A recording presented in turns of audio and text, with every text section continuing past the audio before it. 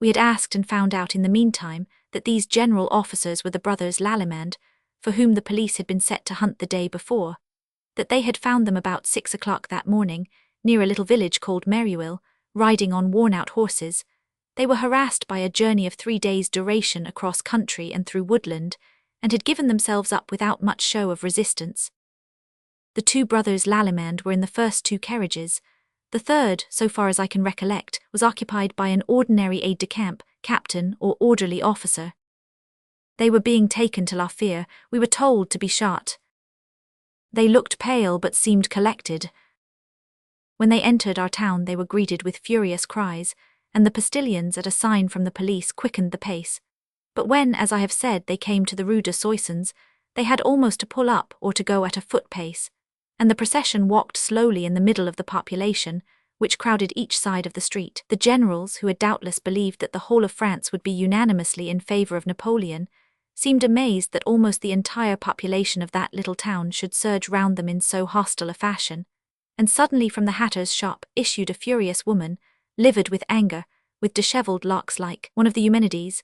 She scattered the people far and wide, dived between the horses of the police escort, sprang upon the step of the first carriage and spat in the face of General Lallemande, stretching forth at the same time her hand to tear off his epaulets, and hurling the most indecent epithets at him in strident shrieks.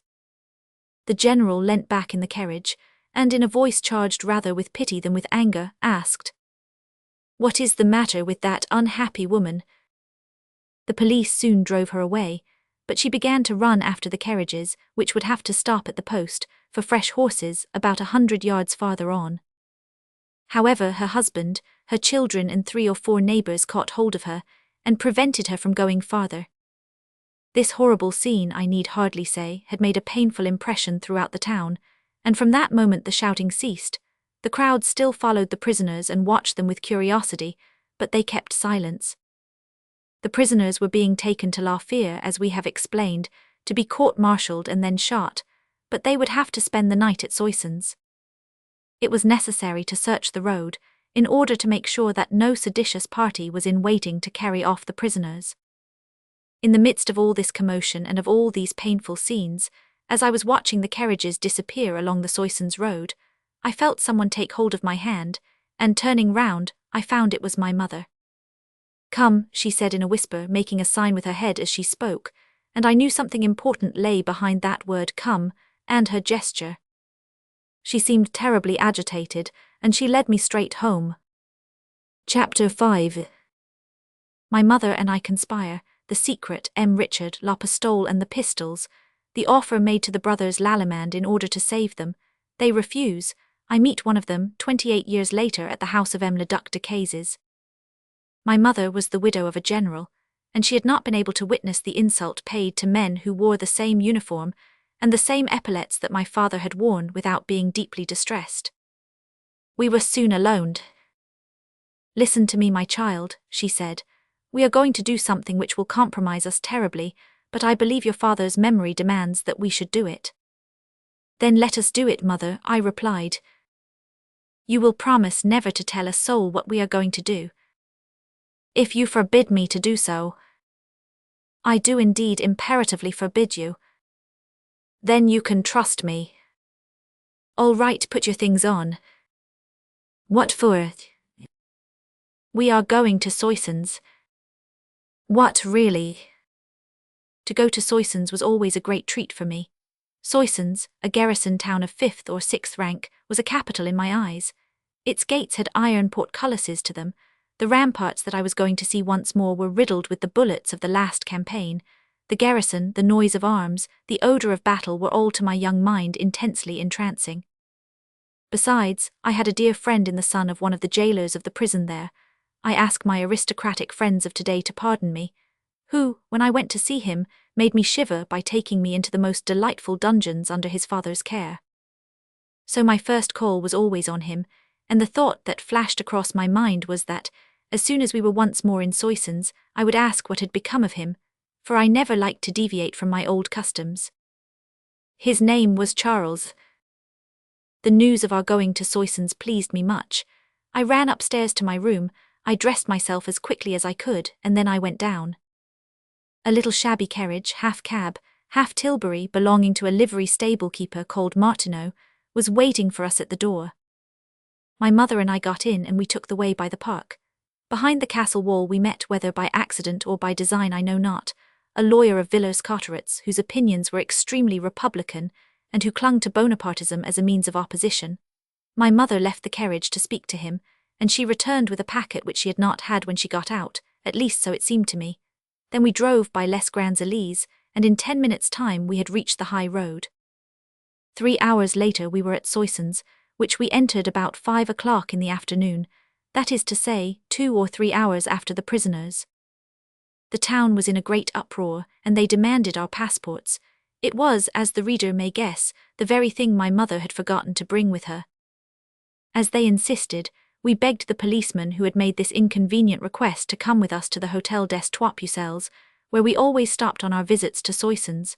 There, the proprietor would answer for us. We had also a distant cousin living in the town, a baker, whose name I have totally forgotten. But he lived in the opposite suburb to that through which we had entered, while the Hôtel des Trois Pucelles was only 100 steps away.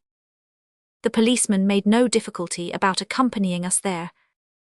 As my mother expected, when we got there, the host burst out laughing in the policeman's face.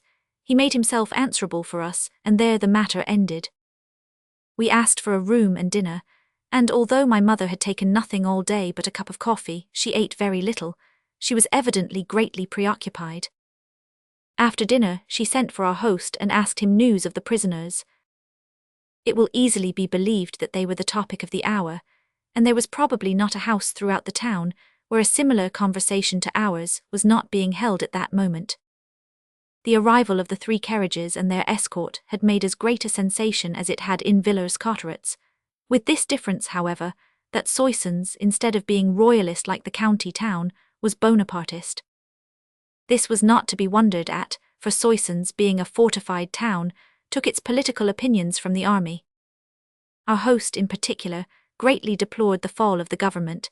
He was therefore much distressed on account of the poor conspirators, and was able to give us the information concerning them which my mother wanted.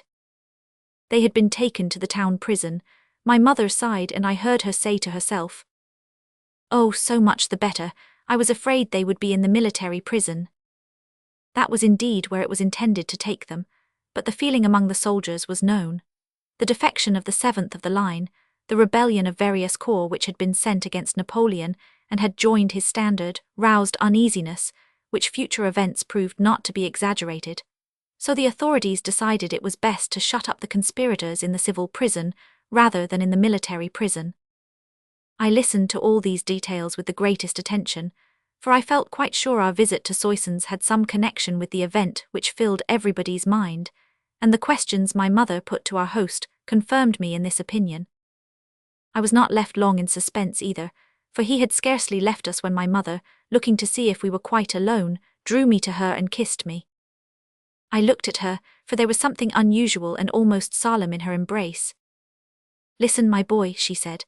"I am perhaps wrong in lending my hand to such an enterprise, but when I saw those poor friends of ours go by, when I realized that mayhap in 3 days' time their bodies will be riddled with bullets, the sight of the uniform they wore, the same uniform that your father wore as a general, moved me to come to Soissons with you and to send you to play, as you have been accustomed to do, with the son of the prison warder." And when inside, my mother stopped short. And when there, I asked her. "Tell me," replied my mother, "do you clearly remember the prisoners' faces?" "Oh, mother, not only can I see them now, but I believe I shall always see them." "Very well, it is probable that one or other of the 3 prisoners will sleep in the room called La Pistole. Do you know which La Pistole is?" My mother put me on my mettle, as though I did not know La Pistole, I, who knew every nook and cranny of the prison. "La Pistole," I replied, "I know well enough which that is. It is a room leading out of the keeper's dining room, where they put prisoners who can pay 40 sous. "That is the one. Very well. It is probable, as I have told you, that one or other of the 3 prisoners will have been put in La Pistole. It is also probable that the one to be put there will be the eldest of the brothers Lallemande, to whom the others will have conceded this luxury. It is also probable that the door of La Pistole leading into the big room where the keeper has his meals may stay open. Well then, while playing with your little friend in the large hall, you must find an excuse for entering La Pistole, and then, without being seen, you must give this packet to the one of the 3 prisoners who happens to be in La Pistole. Indeed I will. Only you will be very careful, my child. Of what? Not to hurt yourself. Not to hurt myself, then what is there in the parcel? A brace of double-barreled pistols, ready loaded. I understood that with the help of these pistols, the prisoners might perhaps be able to escape, or at least, if the worst came to the worst, to blow out their brains. Mother, I said, it seems to me that instead of carrying the packet, which might be noticed, and consequently taken away from me, it would be very much better if I were to put a pistol in each of my trousers pockets. But if you were to be wounded— Oh, don't be afraid. I can manage better than that, and in a trice I untied the parcel, and handled the triggers of the 4 barrels in a manner worthy of a pupil of Montagnon. All right, said my mother, somewhat reassured by the proof of my dexterity I had just given her. I believe you are right, put the pistols in your pocket, and take great care the butts do not touch. Now here is a little roll. This roll reminded me of the precious box, whose cover the mole had eaten. Ah, there is gold inside, I exclaimed. Yes, said my mother, there are 50 louis in that roll. Take great care not to lose it, for if the prisoners do not accept the money, I must give it back to the person who gave it. See, mother, I will put the roll in my fob. I had no watch, but I had a fob. I stuffed the roll in my fob, and flattened my waistcoat down over it. Luckily, my poor mother always made my clothes too long and too large, to allow of my growing taller and stouter. So the pistols and the roll of gold could lie in my pockets, and in the fob without appearing to bulge out too much. And now, I said, I am ready. Then my mother's courage seemed to fail her. Oh, she cried, if they discover what you are doing in that prison, if they were to arrest you. I will not let them take me, I replied, drawing myself up with one of those braggart airs which made me so ridiculous when I affected them. Am I not armed? My mother shrugged her shoulders. My dear, she said, the prisoners were armed also, and you saw them pass through Villers Carterets each between 2 policemen. I would fain have replied, but my mother's argument was so obviously true that I had not courage to venture on another boast. Besides, time was flying. It was nearly 7 o'clock in the evening, and under the circumstances perhaps I might not be able to get inside the prison if I delayed any longer. My mother gave a last glance to see that the pistols and the roll were not visible. She fastened round my neck a short cape which I used to wear in wet weather going to college, when the college existed, and we took our way towards the prison. Although my dear mother tried to hide her emotion, her hand trembled in mine. As for me, I did not even suspect that we ran any danger whatever in doing what we were about to do. When we reached the prison, my mother knocked at the door and the wicket was opened. Who is there? Asked the voice of the keeper. My dear M. Richard, said my mother, as far as I can recollect, Richard was the good man's name. My dear M. Richard, here is Alexander, who has come to play with your son while I go and pay a call. Ah, is that you, Madame Dumas? Said the keeper.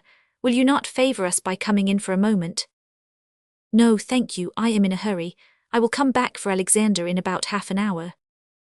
All right, come when you like. And the keeper began turning 2 or 3 keys in 2 or 3 different locks. Then the door opened. In a sort of entry, which separated the street entrance from the keeper's room, some guns and bayonets glistened. My mother shuddered and pressed me to her. Do not be afraid, I said to her. Oh, said my mother, oh, it looks as though you had increased your garrison, M. Richard.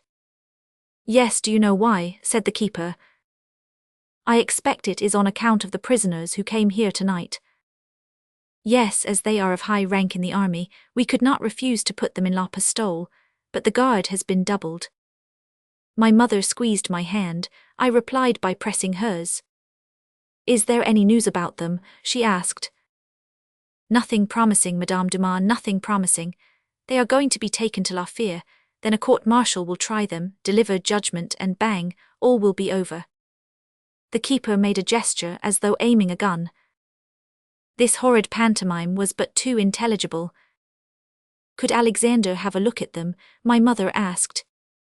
Why not? They are all three there in La Pistole on beds of sacking, as quiet as lambs. They have already asked for Charles a dozen times. He is as friendly with them as though he had known them for 10 years. Oh, mother, I said in my turn, I should much like to see them. All right, go with Richard and you shall see them, go. My mother pronounced the last word with a swelling heart, but nevertheless with firmness, for she let go my hand at the same time and pushed me towards the keeper. I nodded to her and rushed into the lower room shouting, "It is I, Charles." Charles recognized my voice and ran up to me. "Oh," he said, "if only you had come a bit sooner. Houghton has just gone." Houghton was a playfellow of ours, of whom I shall have occasion to speak later, with reference to the Revolution of July and my expedition to Soissons, where, more fortunate than the general's Lallemande, I carried off the town's supply of powder. "Oh, what a pity he has gone, but we can play just the same without him, can't we?" I said. "Certainly." "All right, come on." And we went into the lower hall. "We mustn't make too much noise," said Charles to me. "Why not?" "Because there are people in La Pistole." "Oh, I know that, the prisoners. I say I should like to see them. They sent me out again just now, saying they wanted to sleep. Tell them I also am the son of a general. They must have known my father." Charles went up to the door. "Monsieur Lallemande," he said, "there is a playfellow of mine here who comes from Villers-Cotterets and who says you must know his father." "What is his name?" "He is called Alexandre Dumas." "Is he the son of General Alexandre Dumas?" asked one of the brothers Lallemande. "Yes, General," I replied, and I entered. "Is that you, my lad?" said the general. "Yes, General, here I am." "Come, my boy, come. It is always a pleasure for a soldier to see the son of a brave man, and your father was brave. Is he dead?" "Yes, General, he died 8 years ago." "And you have come to Soissons?" "Yes, General." Then in a low voice I added, "To see you." "What, to see me?" "Yes, send Charles away." A single candle lighted La Pistole. It stood on the table near the general's bed. He pretended to snuff it and he extinguished it. "Confound it," he said, "I am clever. Charles, go and light this candle again for us." Charles took the candle and went into the lower room. We were left in the dark. "What do you want with me, my lad?" asked the prisoner. "General," I said, "I am commissioned by my mother and by friends of yours to give you a pair of double-barreled pistols ready loaded, and a roll of 50 louis. I have them all in my pockets. Will you have them?" The general did not speak for a moment, then I felt him bring his face nearer to mine. "Thank you, little friend," he said, and he kissed my forehead. "The emperor will be in Paris before our trial takes place." Then he kissed me again. "Thank you, you are a brave boy. Go and play and take care they do not suspect you came to see us." "Are you certain, General, that you will not need either the pistols or the money?" "No, thank you. The same offer has already been made me this evening and I declined it." "Then I may tell those who are frightened about you that you have no fear." The general began to laugh. "Yes, tell them that." And he kissed me for the last time and pushed me gently towards the door. Charles returned with the light. "Thank you, my boy," he said. "We really must go to sleep. Good night." "Good night, General." And I went out of La Pistole. Half an hour later my mother came to fetch me. I embraced Charles, I thanked old Richard, and I ran and threw my arms round my mother's neck. "Well," she asked. "Well, mother, he refused everything." "What, he refused everything?" "Yes." "What did he say?" "He said that the emperor would be in Paris before they had shot himself or his companions."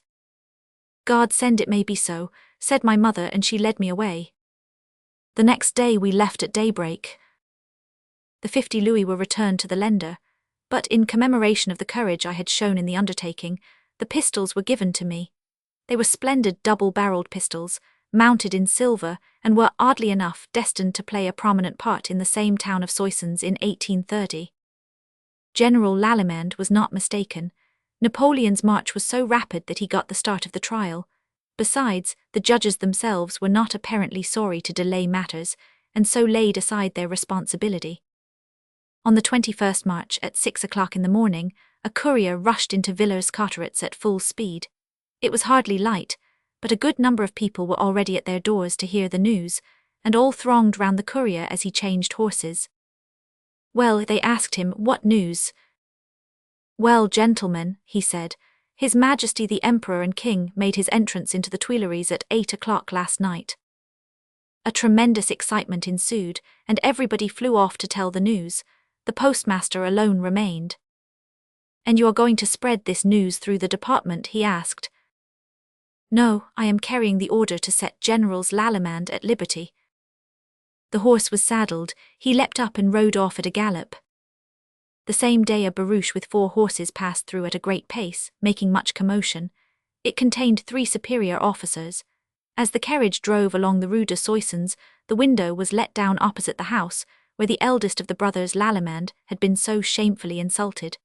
The woman who had spat in his face was on her doorstep when the smiling face of the general passed by her. Well, madame, here we are, he said, safe and sound, every dog has his day. And he leant back in the carriage, which continued its way towards Paris. Never you mind, you villain, said the woman, shaking her fist at the retiring carriage, our turn will come again. And indeed it did return. The assassinations of Marshal Brune, of General Mountain-Duvernay, and of General Ramel testified to the fact. In 1840 or 1842, I was dining at the house of M. le Duc de Cazes with this same General Lallement, whom I had never seen since the day he had embraced me in la pistole of the prison at Soissons. 28 years had passed since that day, and had carried away almost as many events in their train as days. The man's hair had turned white, and the boy's hair had become grey. After dinner I went up to the general. General, I said, do you remember March the 14th, 1815?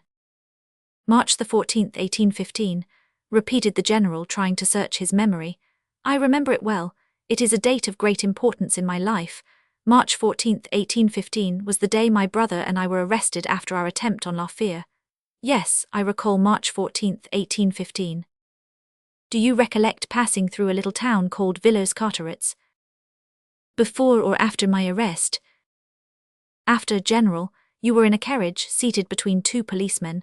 Your brother followed you in a second carriage, and one of your aides-de-camp was in a third.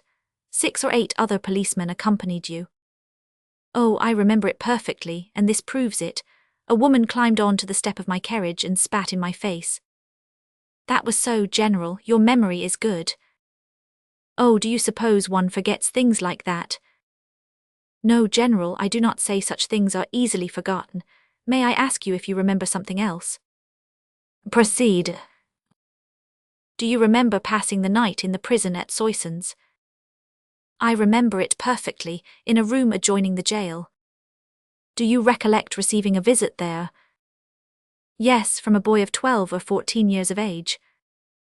Who came to offer you from your friends? 50 louis and a brace of pistols. I remember it perfectly. You have forgotten to say, General, that you kissed that lad on the forehead. The deuce, and he deserved it indeed. Is it by any chance that boy? Was myself, General, a trifle taller, a trifle older since that day, but myself all the same. That was why I would not be introduced to you. I wanted to introduce myself. The General took hold of both my hands and looked me full in the face. Sacrebleu, he said, embrace me again. Willingly, General. And we embraced. What the deuce are you doing down there? Asked the Duc de Cazes, who saw this welcome, and could not imagine what it was all about. Nothing, I replied, nothing. A mere trifle that occurred some time ago between General Lallement and myself. Then turning to the General, I said, General, who could have foretold on the 14th of March, 1815, at 8 o'clock in the evening, that we should dine together one day at the table of M. de Cazes, an important official of the Chamber of Peers under Louis Philippe. Oh, my dear fellow, said the General with a shrug of his shoulders, We shall see many more odd things yet, you may take my word for it. Chapter 6. Napoleon and the Allies. The French army and the Emperor passed through Villers-Cotterets, bearers of ill tidings. As the courier had said, His Majesty the Emperor and King had re-entered the Tuileries on the 20th March at 8 o'clock in the evening, the birthday of the King of Rome.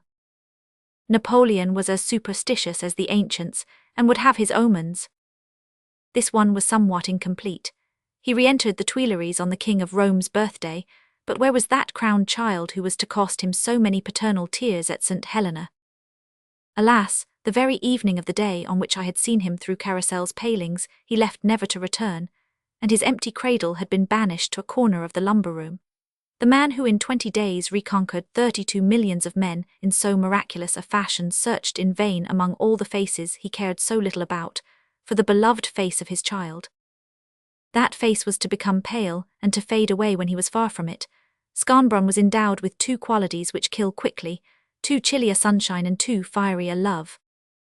Was it in order to lull his own grief that this all-powerful man attempted to lie, by announcing to France that his child was to be given back to him?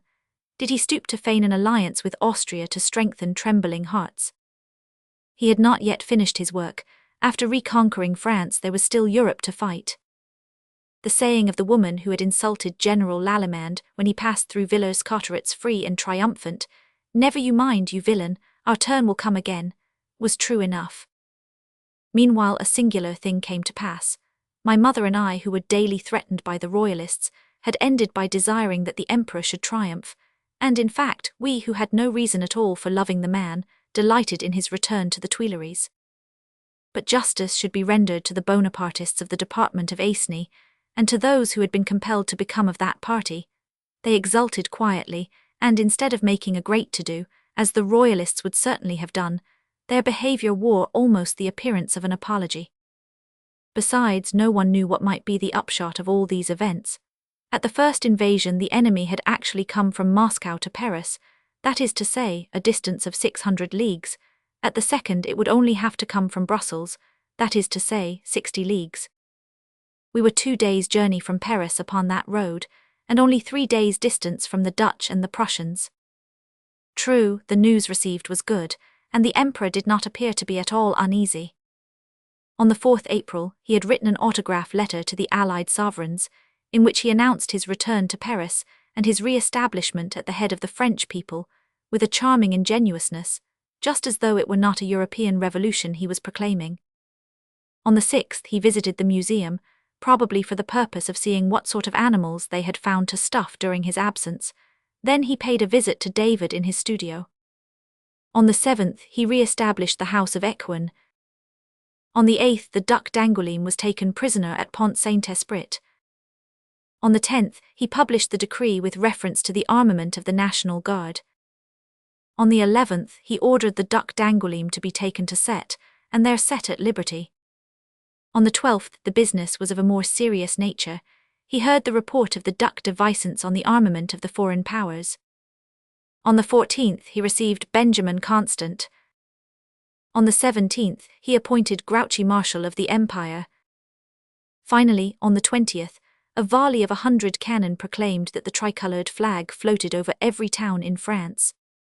True, Louis Roman XVIII addressed his manifesto to the French nation on the 24th, and the Allies on the 25th entered into an agreement not to lay down their arms until after they had beaten Napoleon. Also on the 30th, England offered to supply the Allies with 100 million francs for 3 years.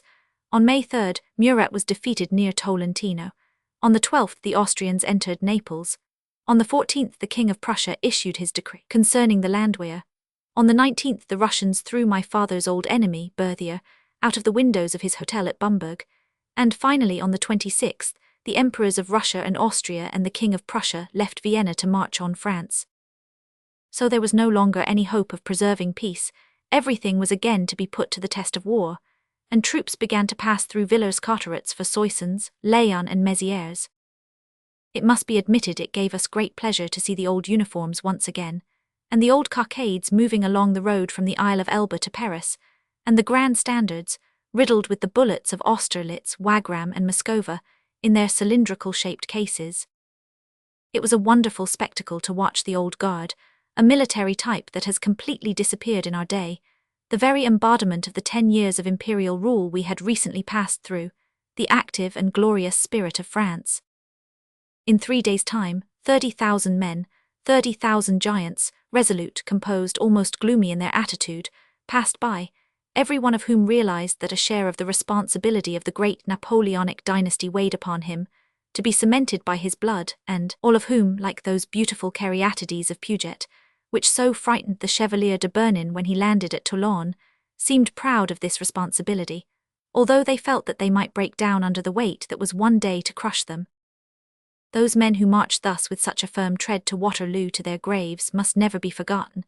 They typified the devotion, the courage, the honor of the noblest, the warmest, the purest blood of France. They embodied 20 years of struggle against all Europe. They were of the Revolution, our mother. They were of the Empire, our nurse. They were not the French nobility, but the nobility of the French people.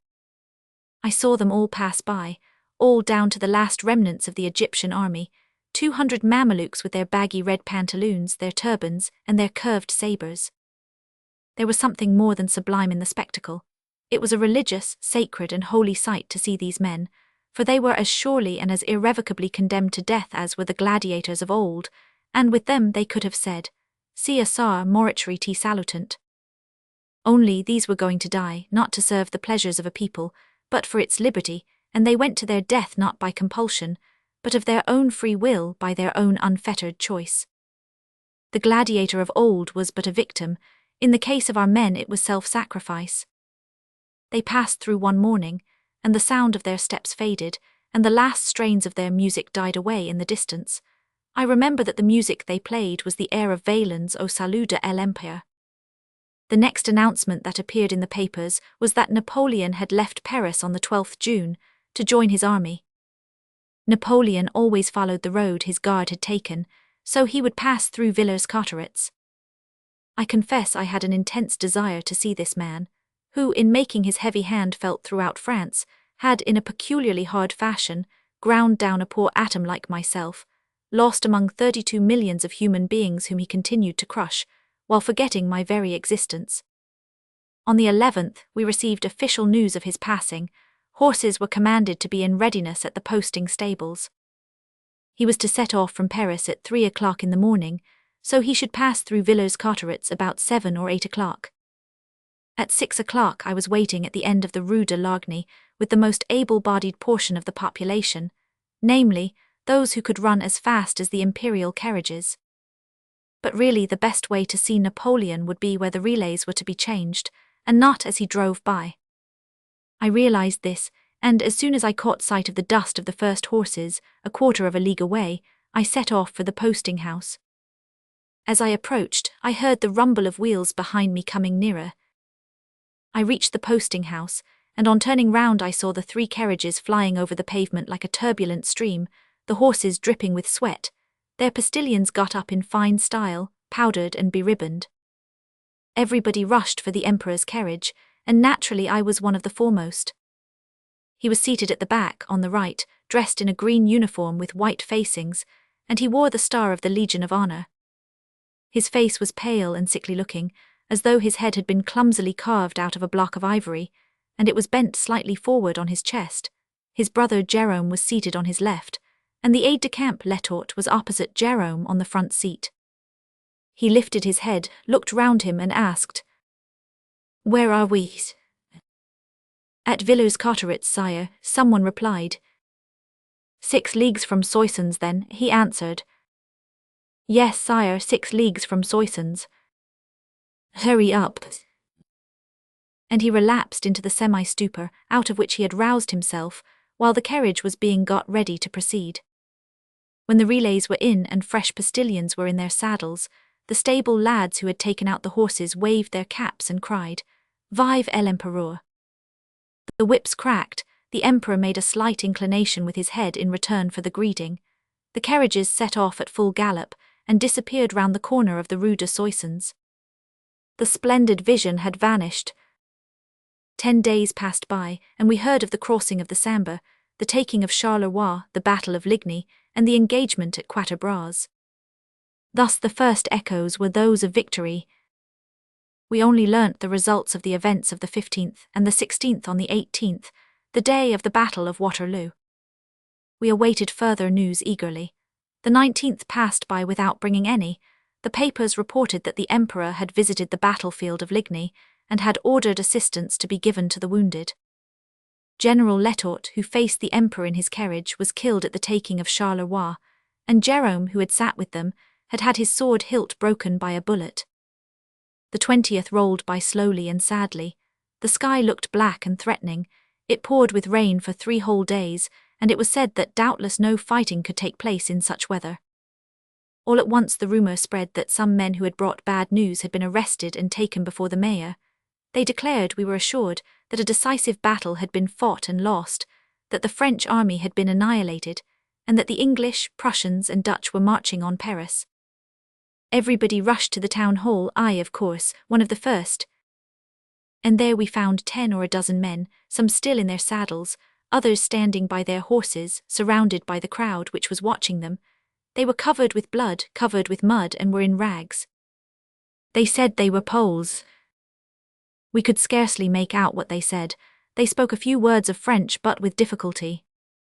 Some made out that they were spies, others that they were German prisoners who had escaped and who wanted to rejoin Blücher's army, pretending to be Polish. An old officer who spoke German came up and interrogated them in German. They were more at home in that language and replied more coherently. According to them, Napoleon had engaged the English on the 18th. The battle began at noon. At 5 o'clock the English were defeated, but at 6 o'clock Blücher had marched O'Cannon, arrived with 40,000 men, and decided the day in the enemy's favour. It was a decisive battle, they said. The retirement of the French army was a rout. They were the advance guard of the fugitives. No one believed such disastrous news. They only replied, "You will soon see." We threatened to arrest them, to fling them into prison, and to shoot them if they lied. They gave up their arms and declared they were at the mercy of the authorities of the town. 2 of them who were badly wounded were taken to the hospital. The rest were put in the prison adjoining the town hall. It was nearly 3 or 4 o'clock in the afternoon. These men had come from Planchenoit in 48 hours. They had ridden more than 1.5 leagues per hour, for the bearers of ill tidings travel on wings.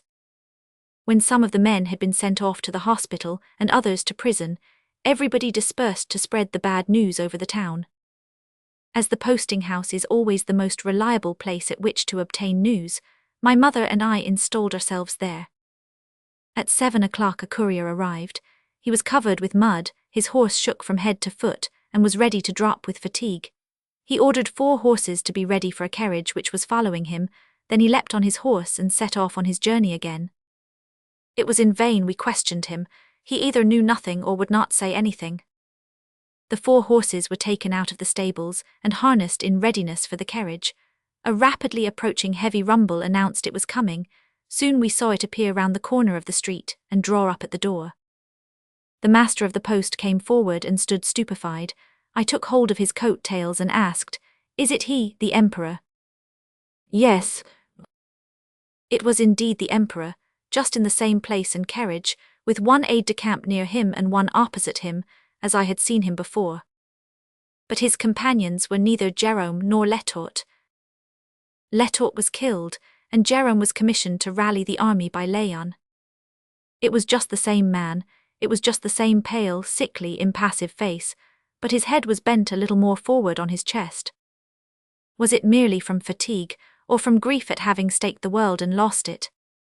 As on the first occasion, he raised his head when he felt the carriage pull up, and threw exactly the same vague look around him which became so penetrating when he fixed it upon a person or scanned the horizon, those 2 unknown elements behind which danger might always lurk. "Where are we?" he asked. "At Villers-Cotterêts, sire." "Good, 18 leagues from Paris." "Yes, sire." "Go on." Thus, as on the former occasion, when he put a similar question in almost the same words, he gave the same order and set off as rapidly. That same night Napoleon slept at the Élysée. It was exactly 3 months to the day since his return from the Isle of Elba and his re-entrance into the Tuileries. Only, between the 20th March and the 20th of June, an abyss had opened which had swallowed up his fortunes. That abyss was Waterloo. Chapter 7. Waterloo, the Élysée, La Malmaison. I believe I was the first to say that Waterloo was not only a great political disaster, but a great blessing for humanity. Waterloo, like Marengo, was a providential event, only instead this time of being a victory it was a defeat, and we lost Waterloo from the same cause that made us gain Marengo. At Marengo, we were defeated by 5 in the afternoon. Desaix arrived unexpected by the enemy. By 6 o'clock we had won. At Waterloo we were victorious up to 5 o'clock in the afternoon. Then Blücher came, unexpected by us, and by 6 o'clock we were beaten. Never had the hand of God been more visibly extended over Europe, whose fate hung in the balance on that famous day of Waterloo, the 18th of June. Napoleon, a man who gave his orders rapidly, clearly, and with precision, left Grouchy without orders. Then, when he needed Grouchy, when he realized that the success of the day depended on Grouchy, he sent an orderly officer to hasten his arrival. The officer was taken, and Grouchy remained at Gembloux. Why did he only send one orderly instead of 10 or 20? Was Napoleon short of orderlies? And Grouchy heard the firing but did not stir. Grouchy persisted in remaining where he was, in spite of the prayers and entreaties of his generals, and all the time Blücher was marching on. There was one more cause which I ought to have put first. I had it from his nearest relative, his most faithful friend, his last general, who never despaired when everyone else despaired. True, the event is unworthy of a place in a historical account, but I am not writing a history, I am writing memoirs. Have you remarked that at Ligny, Quatre Bras and Waterloo Napoleon, who on days of battle never left his saddle, hardly mounted a horse? Have you noticed that when, by a last and supreme effort, he tried to grasp the victory which was slipping from him, and put himself at the head of his old guard to charge the enemy himself, it was on foot that he charged? Why was this, I will tell you. When the battle was lost, when the English charge broke into the heart of our squares, when Blücher's batteries hailed bullets all round Napoleon, when the whole of that vast plain was like a furnace, a cemetery, or a valley of Jehoshaphat, when in the midst of all the shouts the fatal cry sauve qui peut was heard above all else, when the bravest were flying, when General Cambron and the guard alone stopped to die, Napoleon threw one last look on the vast extent over which the angel of extermination was hovering, and he called his brother Jerome to him. Jerome, he said, the battle of Mont Saint-Jean is lost, but that of Laon is won. Go and rally all the men you can, 40,000, 30,000, even 20,000. Stop at Laon with them. The position is impregnable, and I leave it to you not to let it be taken. In the meantime I will cross the country with 25 men and 2 good guides, and rejoin Grouchy, who is not more than 5 or 6 leagues from here, with 35,000 men. Then, while you arrest the progress of the enemy before Laon, I will fall on their flanks and scatter them into the centre of France. French patriotism will do the rest. Then, like Richard Roman III, after the battle in which he lost his crown and finally his life, he cried, "A horse, a horse!" His horse was brought him. He got up into the saddle with difficulty, selected his escort, called up his guides, and set his horse to a gallop. But when he had gone about 25 steps, he suddenly pulled up. "Impossible," he said, "it hurts me too much." And he dismounted. Jerome ran to his side. "Do your best," he said, "I cannot ride on horseback." Napoleon, on his return from the Isle of Elba, like Francois I, had had his belle Ferronnière. The difference was that she had not brought him the vengeance of a husband, but the advice of a diplomatist. "Man of destiny, thou hast finished thy work, now thou must fall." See him at the Élysée, the man with an eagle's glance, full of quick resolves, tenacious and masterful of purpose. Is this the hero of Toulon, of Lodi, of the Pyramids, of Marengo, of Austerlitz, of Jena, and of Wagram? Is this the hero of Lutzen and of Botzen? Is this even the man of Montmirail and of Montereau? No, all his energy has been expended over his miraculous return from the Isle of Elba.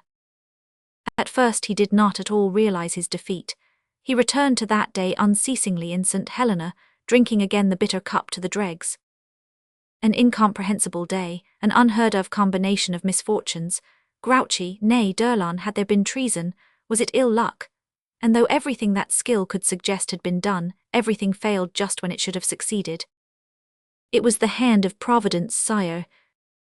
A strange campaign, he murmured another time.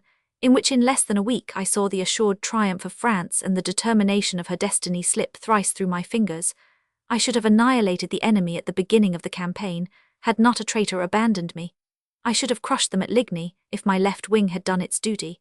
I should have crushed them again at Waterloo if my right wing had not failed me. Sire, it was Providence. Then again on another occasion, a singular defeat wherein, in spite of the most horrible catastrophe, the glory of the conquered did not suffer, nor was that of the conqueror increased. The memory of the one will survive in its destruction, the memory of the other may be buried in its triumph. No, sire, your glory did not suffer, for you struggled against fate. The conquerors called Wellington, Bülow, Blücher, were but mere shades of men, they were genii sent by the Almighty to defeat you. Providence, sire, Providence. Jacob wrestled a whole night against an angel whom he took to be a man. 3 times was he thrown down, and when morning broke as he pondered over his triple defeat, he thought he must have gone mad. 3 times, sire, were you also beaten down, 3 times did you feel the knee of the divine conqueror press upon your breast. At Moscow, at Leipzig, and at Waterloo. You, sire, who loved the poetry of Ossian so much, do you not remember the story of Thor, son of Odin? One day he reached a subterranean town, the name of which was unknown to him. He saw an arena in full play filled with spectators. A horseman clothed in black armor had thrown down his challenge, but had waited in vain since morning for an adversary. Thor entered, rode straight up to the funereal rider, and said to him, I do not know thee, but I will fight thee nevertheless. And they fought from midday till nightfall. It was the first time Thor had encountered a champion who could withstand him. Not only could this adversary withstand him, but every moment Thor felt himself losing ground, and although his body trembled from head to foot with the blows he dealt, his blood seemed to freeze within his veins and not a step was gained. Then when his strength failed him, when he felt himself falling, he fell on one knee, then on both, then on one hand, ever trying to fight, and he ended by lying in the dust of the arena, breathless, conquered, dying. He, Thor, he, the son of Odin. Because of thy courage, and because thou hast done what none other has done before thee, I will spare thee, said the Black Rider. But the next time you meet me and we wrestle together, you will not escape me. Who then art thou, conquering stranger? Asked the son of Odin. I am Death, said the dark horseman, raising the visor of his helmet. And it took Thor nigh a year to recover his strength, after having struggled thus with death. It was with you, sire, as with Jacob and Thor. You thought you had lost your senses, and it took you a year to return to your old strength. But let us return to him at the Élysée. He arrived there at 7 o'clock in the morning. Later he saw what he ought to have done. Listen to his own words. When I reached Paris I was exhausted, for I had neither eaten nor slept for 3 days. I had a bath whilst waiting for the ministers whom I had summoned. I ought no doubt to have gone direct to the chambers, but I was worn out with fatigue. Who would have believed they would have taken action so quickly? I reached Paris at 7 o'clock. By noon the chambers were in a state of insurrection. Then passing his hand slowly across his face, he added in a hollow voice, After all, I am but a man. Cromwell and Louis Roman XIV were also but men, sire, and one entered Parliament with his hat on his head, the other with a whip in his hand. But the one was full of faith, and the other was very young, whilst you, sire, had neither youth nor faith. I am growing old, he said to Benjamin Constant. One is no longer at 45 what one was at 30, I ask nothing better than to be enlightened. Sire, oh, sire, where had the fire of your genius gone that you should ask Benjamin Constant to enlighten you? He arrived on the 21st, and on the 22nd he abdicated in favour of his son. Why did he abdicate? The chambers demanded it. Think of Napoleon as a constitutional king, hastening to yield to the wish of the chambers. Sire was not the man of the 22nd June, the same as the man of the 18th Brumaire. But wait, perhaps he believed all was lost. Perhaps a ray of hope had sprung up, and it was to rekindle the extinct light which caused him, in the darkness in which he found himself, to have recourse to the lantern of Benjamin Constant. Jerome arrived on the evening of the 22nd. It was high time, for Lucian had just insulted his brother. Lucian, the unambitious, the simple republican who had refused the title of King of Portugal, which the Emperor had offered him, to accept that of Prince of Canino, offered him by the Pope, had come to him and had made conditions at the Élysée, as Napoleon had made to him at Mantua. France, he said, no longer believes in the magic of the empire. She wants liberty even if she abuses it. She prefers the charter to the splendors of your rule. She, like myself, desires a republic because she has faith in it. I will give you the chief command of the army, and I will prevent a revolution by the help of your sword. You see, the moment was propitious. Jerome was a young soldier, and had accomplished things which Napoleon would not have looked for from an old general. By dint of activity, perseverance, and determination, he had stayed the fugitives. He had rallied them under the walls of Laon. He had placed them under command of Marshal Soult, and he came, exhausted with fatigue, bleeding still from the wounds he had received, not like Lucian to impose conditions on his brother, but to inform the emperor of the reorganization of the 1st, 2nd, and Corps, which, united to the 42,000 men under Marshal Grouchy, would make a total of over 80,000 men, an army with which he could begin operations immediately, and take a sanguinary revenge upon the Duke of Wellington. 80,000 men was more than he had ever had during the campaign of 1814. Sire, sire, we shall have to say, as was said at Montereau, come, Bonaparte, save Napoleon. Napoleon listened to Jerome, but made him no reply and dismissed him. A moment later, a great tumult was heard on the terrace of the Élysée. 2 regiments of sharpshooters from the Guard of Volunteers drawn from the working classes of the Faubourg Saint-Antoine threaded their way through the garden in disorder. They were the forerunners of a vast column of men, the rank and file of the nation, who came demanding with loud shouts that the emperor should place himself at their head and lead them against the enemy. These regiments were part of those of which General Montholon had just received command. The emperor ordered him to make them return to their post, and he himself went out to them, not to excite but to calm their patriotic zeal. One of these men called out, "Sire, remember the 18th Brumaire." You would think that at that word, that date, and that recollection, his heart would have leapt, his eye flashed. You would think that his horse would rear under him at the prick of his spur.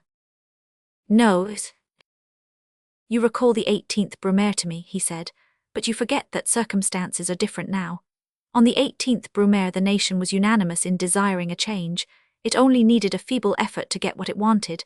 Today it would take rivers of French blood, and I will never shed a single drop to defend my personal cause." He realized then that there were now 2 causes, his own and the cause of France. "Ah, you are right this time, sire. You foresaw the first glimmerings of that great light which caused you to say at St. Helena, 'In 50 years Europe will be either Republican or Cossack.'" The 2 regiments withdrew, murmuring, "What has come to the emperor? He no longer recognizes us." And as a matter of fact, he was no longer recognizable. He fled from Paris on the 25th for Malmaison, where fresh dilemmas awaited him. He seemed unconscious of anything around him. The calmness, or rather the dejection, he had shown at the Élysée terrified both friends and foes. "The lion is sleeping," they said in low tones for fear of awaking him. His departure for Malmaison was looked upon as meaning something important. The emperor had left Paris to have a free hand. He would make a detour. He would reach the road to Laon again by way of St. Denis, and before 3 days were over, the sound of cannon of a fresh Montmirail would be heard. General Becker was therefore sent to watch his movements. They might have kept calm, for he was only going as far as Malmaison. All the vanquished man wanted was a fast sailing vessel to take him quickly to America. He longed to retire into private life and to become a citizen of New York or of Philadelphia, to be a planter, a squatter, a laborer. "Sire, the stuff wherewith to build a consul, an emperor, and a king was in you, but you could not make a Cincinnatus. The men who governed in your stead knew this well, and they issued order upon order to expedite your departure. Whilst you remained at Malmaison, there was no security for the Bourbons, with whom they were already in treaty. And yet they were mistaken, for what was the emperor doing at Malmaison? With his feet on the window-sill he was reading Montaigne. All at once there was a great noise, and beating of drums and fanfare of trumpets, and the air resounded with cries of Vive l'Empereur! Down with the Bourbons! Down with traitors!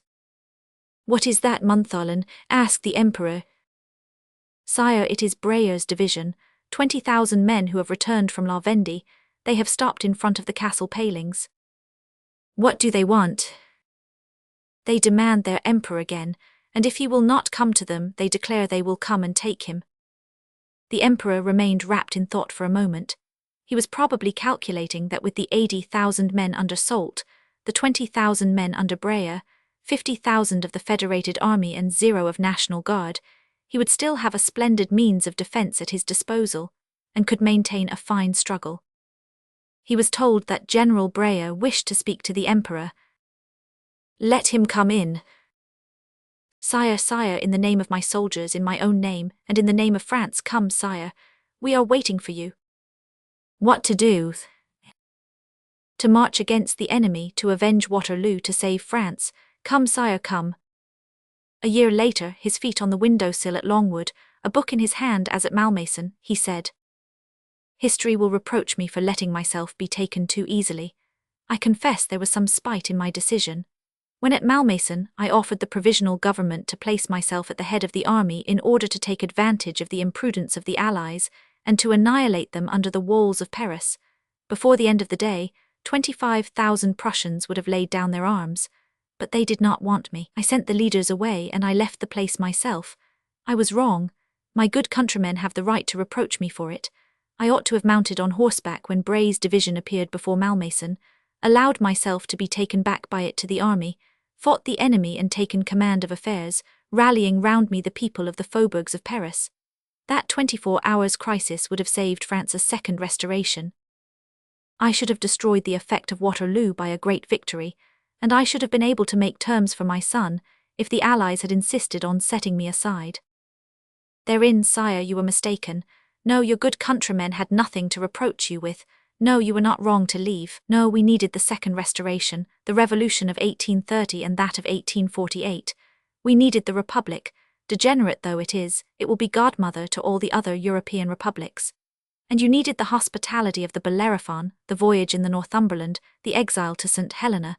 You needed the persecutions at Longwood. You needed Hudsonlow. Your long agony was as necessary to you as the crown of thorns and Pilate and Calvary were to Christ. You would not have been so godlike had you not suffered your passion. Chapter 8. César, Charlemagne, Napoleon. It now remains for us to explain why it was that this man was both so strong at the beginning of his career and so weak at its close.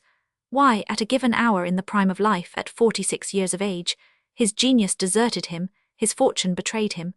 The reason is this: he was but an instrument in the hands of God, and when God no longer had need of him, he broke him. I must rewrite what I wrote in 1832. 18 years have rolled by. Time has confirmed my judgment in every particular.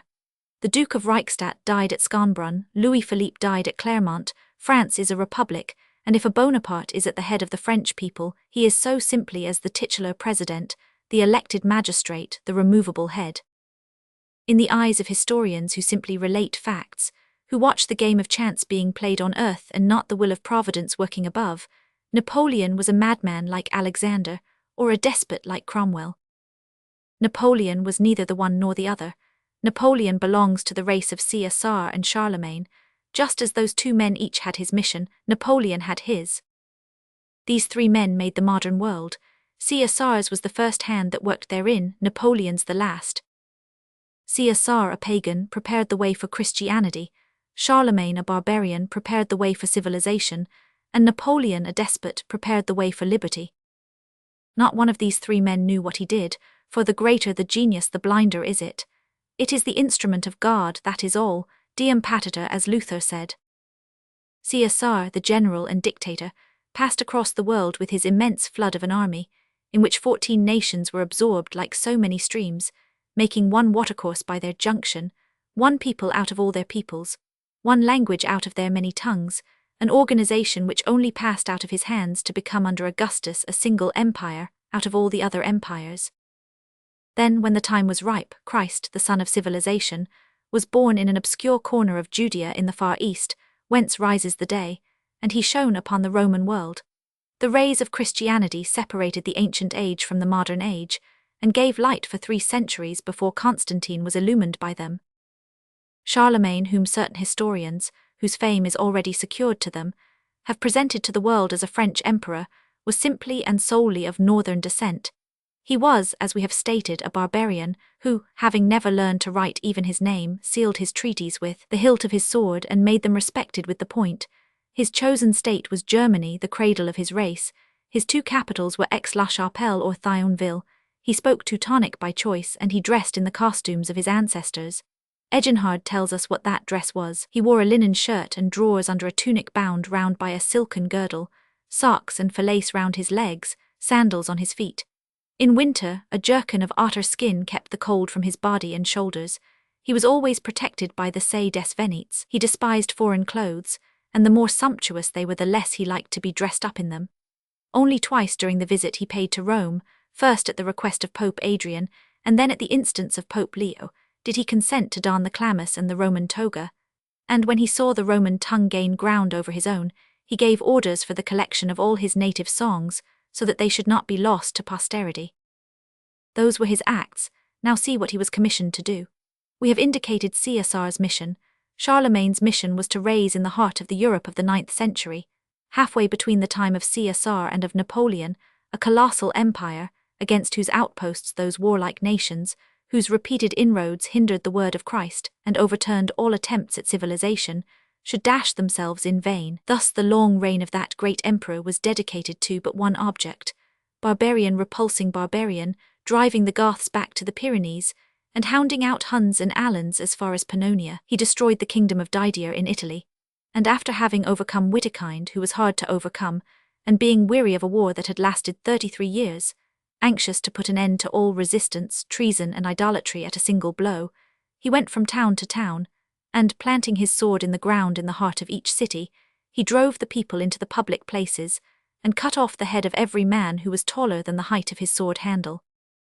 One people alone managed to escape him: the Normans, who later, combined with other peoples already established in the plains of Gaul, were to form the French nation. Wherever they put their foot on the soil of his empire, Charlemagne quickly made his appearance as well, and as soon as he appeared they went back into their vessels, like frightened seabirds flying along the coasts, skimming over the ocean with rapid motion. Charlemagne, in ignorance of the future, wanted to exterminate them, and when old he wept to see them cast anchor in a port of Narbonese Gaul. He rose from his table in great fear, and stood looking out of his window for a long time, with his arms crossed, weeping and not even wiping away his tears. Then, as no one dared disturb so deep a grief, he said, "My faithful followers, can you tell why I weep so bitterly? It is certainly not because I fear those men will harm me by their wretched raidings, but I am deeply afflicted because they have dared to approach this seaboard during my very lifetime. I am miserable and utterly wretched when I foresee what sorrow they will cause my children and their peoples. These Normans whom you wish to exterminate, O noble emperor, those men whom you looked upon as savages, and whose escape out of your hands caused you to shed tears of rage, do you know whom they were? They were the ancestors of William the Conqueror. Those daring vessels were the embryo of that English navy, which was one day to cover the 3 oceans, whose thousands of ships and vessels were to put a girdle round the globe. We have said that Caesar prepared the way for Christianity, and Charlemagne prepared the way for civilization. Let us now see how Napoleon prepared the way for liberty. When Napoleon appeared before our fathers under the name of Bonaparte, France was just emerging, not from republicanism but from a state of revolution. She had disturbed the balance of the world by feverish political conditions that had shaken her for 9 years and put her far in advance of other nations. An Alexander was needed to tackle this Bucephalus, and Androcles to combat this lion. The 13th Vendemiaire placed them face to face, and revolution was conquered. Crowned heads, who should have recognized a brother at the head of the struggle in the Rue Saint-Honor, believed they saw an enemy in the dictator of the 18th Brumaire. They took the man who was already the head of a monarchy to be simply the consul of a republic, and in their stupid ignorance they made war against him, instead of incarcerating his energies in a general peace. Thus Bonaparte gave way to Napoleon with his double-edged instinct for despotic rule and warfare, his two-sided nature, democratic and aristocratic, behindhand, according to French notions, but in advance of European ideas, conservative in home policy, but a creature of progress in foreign affairs. He took all the youth and intelligence and strength of France. He formed armies of this material and spread his forces over Europe. They carried death everywhere to kings, but the breath of life to their peoples. Wherever the genius of France went, liberty made gigantic strides in its wake, throwing revolutions to the winds as a sower scatters seed. Napoleon fell in 1815, and only 3 years passed over before the crop which he sowed was ripe for harvest. In 1818, the Grand Duchies of Baden and of Bavaria clamored for and obtained a constitution. In 1819, Württemberg clamored for and obtained a constitution. In 1820, there was a revolution and constitutional changes in Spain and Portugal. In 1821, there was a revolution and constitutional changes in Naples and Piedmont. In 1822, occurred the insurrection of the Greeks against Turkey. 1823 saw the institution of Prussian states. A single nation escaped this progressive influence on account of its topographical position. It was too far off for us ever to think of setting foot in it.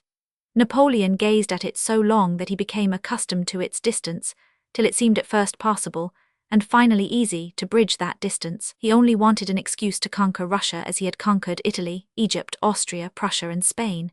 He had not long to wait for this excuse. In spite of the interview with Niemann, in spite of the fraternal greeting between the two emperors, a vessel entered a port on the Baltic, and war was speedily declared between Napoleon the Great, Emperor of the French, King of Italy, and his brother Alexander I, Tsar of all the Russias. At first it seemed as though the foresight of God were fighting against the despotic influence of a man. France entered Russia, but as a lance enters the body by a wound, liberty and serfdom could have no contact with each other. It was in vain for Napoleon to scatter abroad programs and revolutionary proclamations. No seed could germinate on such cold soil, for before our armies, not only the enemy's armies retreated but the whole population. We invaded a desert country, and it was a burning capital that fell into our hands. When we entered Moscow, it was not only uninhabited but in flames. Napoleon's mission was fulfilled, and his downfall had begun. Henceforth his fall was to be as serviceable to liberty as his rise had been. The Tsar, who had been so prudent before the conquering enemy, might be imprudent with a conquered enemy. He had retreated before the conqueror, perhaps he would pursue the fugitives. The hand of God was withdrawn from Napoleon, and although divine intervention was this time plainly visible in human affairs, it was no longer men who fought against men. The order of the seasons was subverted, snow and cold stole a forced march. These were the elements that destroyed our army. And now the events foreseen by the wise came to pass. Paris did not carry civilization to Moscow, Moscow came to ask for it from Paris. 2 years after the burning of his capital, Alexander entered ours. But his sojourn was of short duration. His soldiers scarcely touched French soil. Our sun, which was to enlighten them, was too dazzling for them. God recalled his elect. Napoleon reappeared, and fate's gladiator set forth, still bleeding from his last struggle, not to beat, but to be beaten at Waterloo. Then Paris reopened its gates to the Tsar and his wild army. This time their occupation lasted 3 years. The men of the Volga, the Tanais and the Don camped on the banks of the Seine. They became impressed with new and strange ideas. They stammered the unknown words of civilization and freedom. They returned regretfully to their barbarous country. And 8 years later, a Republican conspiracy broke out in St. Petersburg. Turn over the great book of the past, and tell me whether you can find in any other period so many tottering thrones, and kings fleeing along the great highways. These imprudent folk had buried alive the enemy they had so badly beaten, and the modern Encelados shook the world every time he moved in his grave. Chapter 9. The rout the Jericho mutton reappears. M. Pico the lawyer. By diplomatic means he persuades my mother to let me go shooting with him.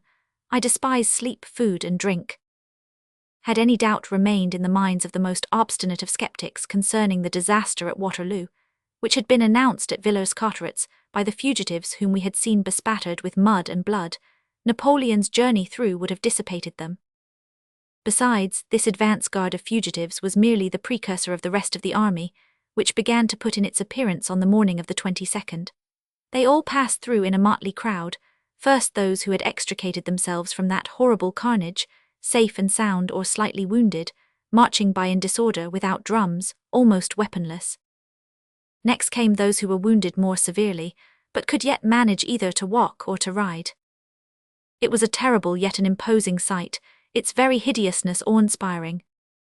And at the end came those who could neither walk nor sit on horseback, unfortunate creatures who had lost their arms or whose legs were broken, wretches with great wounds through their bodies, lying in wagons, either badly bandaged or else not bandaged at all, unhappy beings who lifted themselves up now and then, and waving their blood-stained rags, cried, "Vive l'Empereur!"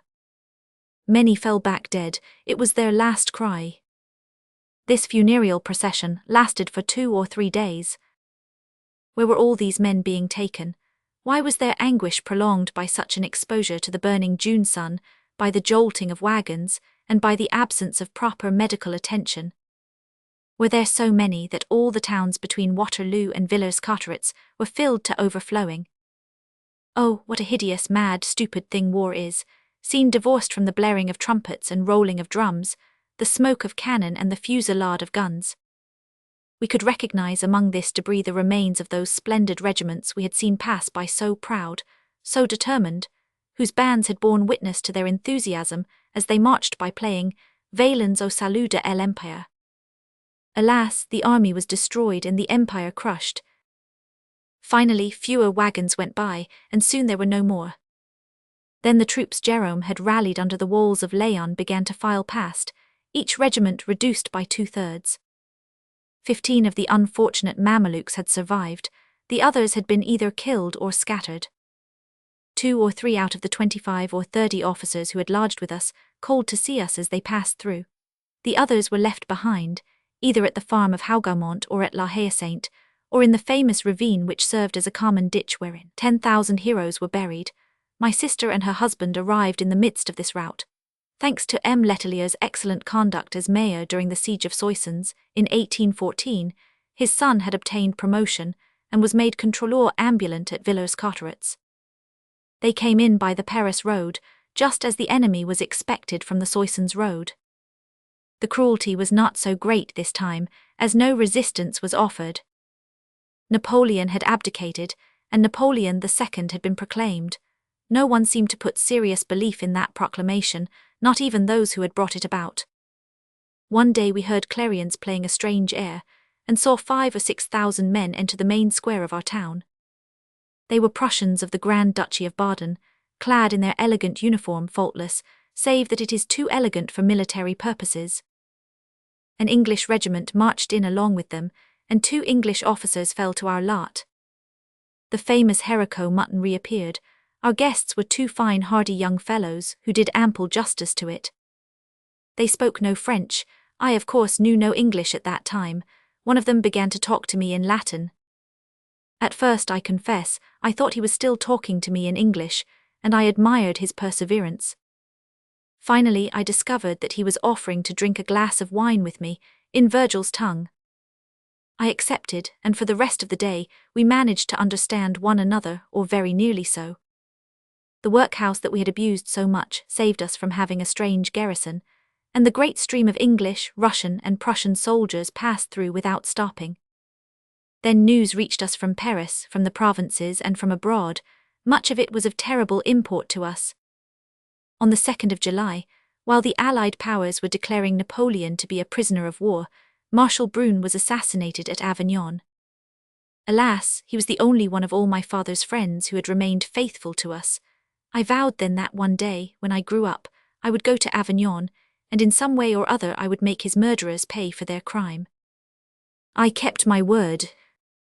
On the 19th of August, as Napoleon reached the Straits of Gibraltar, Leibdre was shot. On the 13th of October, Muret was shot at Pazzo, and on the 7th December Marshal Ney was shot in the walk leading to the Observatoire. After these events everything settled down into its usual course, and in our little town, far removed from public news, isolated in the heart of a forest, one might readily believe that nothing had been changed. 1 or 2 folk had had nightmare like Marquet, and that was all. We were among the number. It will be well understood that Napoleon's return and the events of the 100 Days had made M. de Villaine forget all about M. Creton's prosecution, and there was no longer any talk about either the 50 francs compensation or about the confiscation of my gun. Nevertheless, my gun had been almost as completely confiscated as though it had fallen into the hands of the inspector of the forest. It had been hidden, not for fear the Prussians would seize it as a weapon of war, but lest they should make off with it because of its beauty. It became rusty during its concealment, so I had to take it to my good friend Montagnon to be put right again. When there, as can be imagined, it was always at my disposition. Among the people who frequented our house was a M. Picot, a solicitor, brother of Pico de Nau and of Pico de Elepi, a great hunter before the Lord, and almost as much envied by me as a sportsman in the open country, as M. de Villaine was as a hunter in the forest. His brother was very proud of his preserves, although he did not shoot at all and his son shot but little, and as the farm ran to 3,000 or 4,000 hectares, M. Pico, the solicitor, and his pointer had the freedom of 3 or 4 of the best-stocked preserves round Villers Cotterets. So, although he was not considered one of the best shots in our parts, he made splendid bags, which filled me with envy when their bulging sides revealed what had happened as he passed by our house to return to his own fireside, as he used to put it. I made up my mind that it was not sufficient that M. Pico should be one of our friends, but that it was very necessary I should be one of his. When this resolution was well fixed in my mind, I began coaxing him. How did I manage it? I can hardly say, for the man was not easy to seduce. I only know that after a month's wheedling M. Pico offered to take me shooting with him. But he would not take me without my mother's consent, and there lay the difficulty. I laid my request before her, M. Pico, be it understood, being present when I did so, and my poor mother turned quite pale. "Oh, M. Pico," she said to him, "when we have the examples of M. Denner and of your poor nephew Stanislas before our eyes, how can you have the heart to take him from me?" "Good gracious, I am not taking him away from you," M. Pico replied. "I do not want to be accused of leading away a child under age. I wanted to give him a bit of pleasure. The boy is crazy after shooting, and you know whom he takes after in that respect. If you do not want him to enjoy himself, we will say no more about it." Although I did not appreciate his meaning at first, his way of putting things was clever, for though brief, a great virtue in a lawyer's phrases, it contained 2 irresistible arguments. You know whom he takes after in that respect, and, if you do not want him to enjoy himself, we will say no more about it. Now I took after my father, and to tell my mother that I was like my father, that I had my father's voice, that I had my father's tastes, was a great inducement. My dear good mother would have given her last farthing to give me pleasure, and to suggest that she did not wish to let me enjoy myself was a great stab to her, and an additional argument in my favour. Even his peroration was studied. The "we will say no more about it" was said in a careless manner, as though his thoughts ran thus: "Goodness me, keep your young rascal to yourself if you wish. It was only out of good nature I wanted to take him, and if you do not care for me to assist in his education as a sportsman, so much the less trouble for me. We will say no more about it." And to my intense amazement, instead of accepting the "we will say no more about it" as final, my mother sighed, and after a moment's thinking she began. "Ah well, I know true enough that if he does not go shooting with you, he will go shooting with someone else or even all alone. Taking everything into consideration then, I would much rather confide him to you, for you are cautious." M. Pico winked at me out of the corner of one eye, as though to say, "Be quick, snatch this tardy consent as though it were wholehearted." I understood. I flung my arms round my mother's neck, kissing and hugging her as I thanked her. "Ah, my dear Madame Dumas," said M. Pico, "let me tell you, to overcome all scruples, that he knows a gun like a gunmaker. What the deuce do you imagine will happen to him? It is far more likely that I run the risk of his putting an ounce of lead in me." "Oh, is that likely?" said my mother. "Yes, but I am not really afraid. I will put him a long distance off me, so don't be anxious." "And you will load his gun for him?" "I will load his gun for him, yes." "Then, since you wish it." My poor mother might more truthfully have said, "since he wishes it." I have had many desires fulfilled, many vanities gratified, many ambitions attained or even exceeded, but none of these desires, vanities, realized ambitions ever gave me such joy as those few words of my mother. "Then, since you wish it." M. Pico did not keep me long in suspense. He arranged a shooting party for the following Sunday. True, it was only to shoot larks, but still it was shooting. Directly permission was granted, I ran over to Montagnon to impart my good news to him and to ask him for my gun. Then I took it to pieces and cleaned it, although it was clean and well oiled.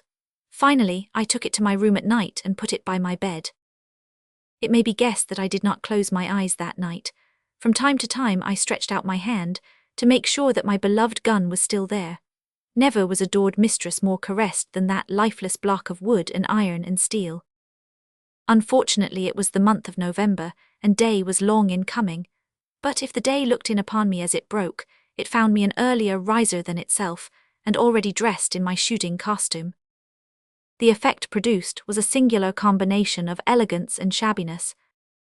The gun was everything that could be desired, fit for a duchess with its gilt and fluted barrel, its touch-hole and 2 pans of platinum, its velvety smooth butt end. My powder horn for priming it was an Arabian one which my father had brought back from Egypt. It was made of a small elephant tusk, damascened with gold, and seemed like everything oriental, as though the sun had left its mark upon it. My powder horn for loading from was of horn, as transparent as glass and mounted in silver. The charge, or rather the vessel that held the charge, was in the shape of a fox lying down, carved as though Bari had done it. It had belonged to the Princess Pauline. All the rest of my accoutrement was extremely modest, and contrasted ill with these 3 luxurious objects. But as I did not yet know what love was, so neither did I know the meaning of art. I slept in the same room as my mother. She got up the same time I did, feeling both glad and sorrowful at the same time, happy in my gladness, sad at this first escape, so to speak, from her maternal care. I ran to M. Picot's house. He was not up. I made such a fine racket that I awakened him. Oh, he said as he got into his corduroy breeches and fine leather gaiters, "You here already, lad?" "It is late, Monsieur Picot. It is 7 o'clock. "Yes, but it has been snowing, and the larks will not rise before noon." "What, must we wait till noon?" I cried. "Well, not quite so long as that, but we will have breakfast first." "What for?" "Why, to eat, child," M. Picot replied. "I am far too old a sportsman to set out on an empty stomach. It is well enough at your age." And when I came to consider matters, I was not very averse to breakfasting, especially at M. Picot's, where they did things well. So we had breakfast, M. Picot sipping his coffee from the first to the last drop, like a true sybarite of the 18th century. Voltaire had made this drink very fashionable by poisoning himself with it regularly 3 times a day. My eyes never left the window. I saw clearly that it was the overcast weather that caused M. Picot to linger. Suddenly I uttered a cry of joy. A ray of sunshine began to pierce through the grey and snowy atmosphere. "Oh, look, look," I cried, "there's the sun." And at that moment I felt as devout as a Brahmin. "Come, let us start," said M. Picot. And we set off, the servant following us carrying the lure and the parcel of twine. M. Picot went through his garden, which led into a poor quarter of the town called Les Buttes, or rather Les Huts, for it was composed rather of huts than of houses. I was terribly disappointed.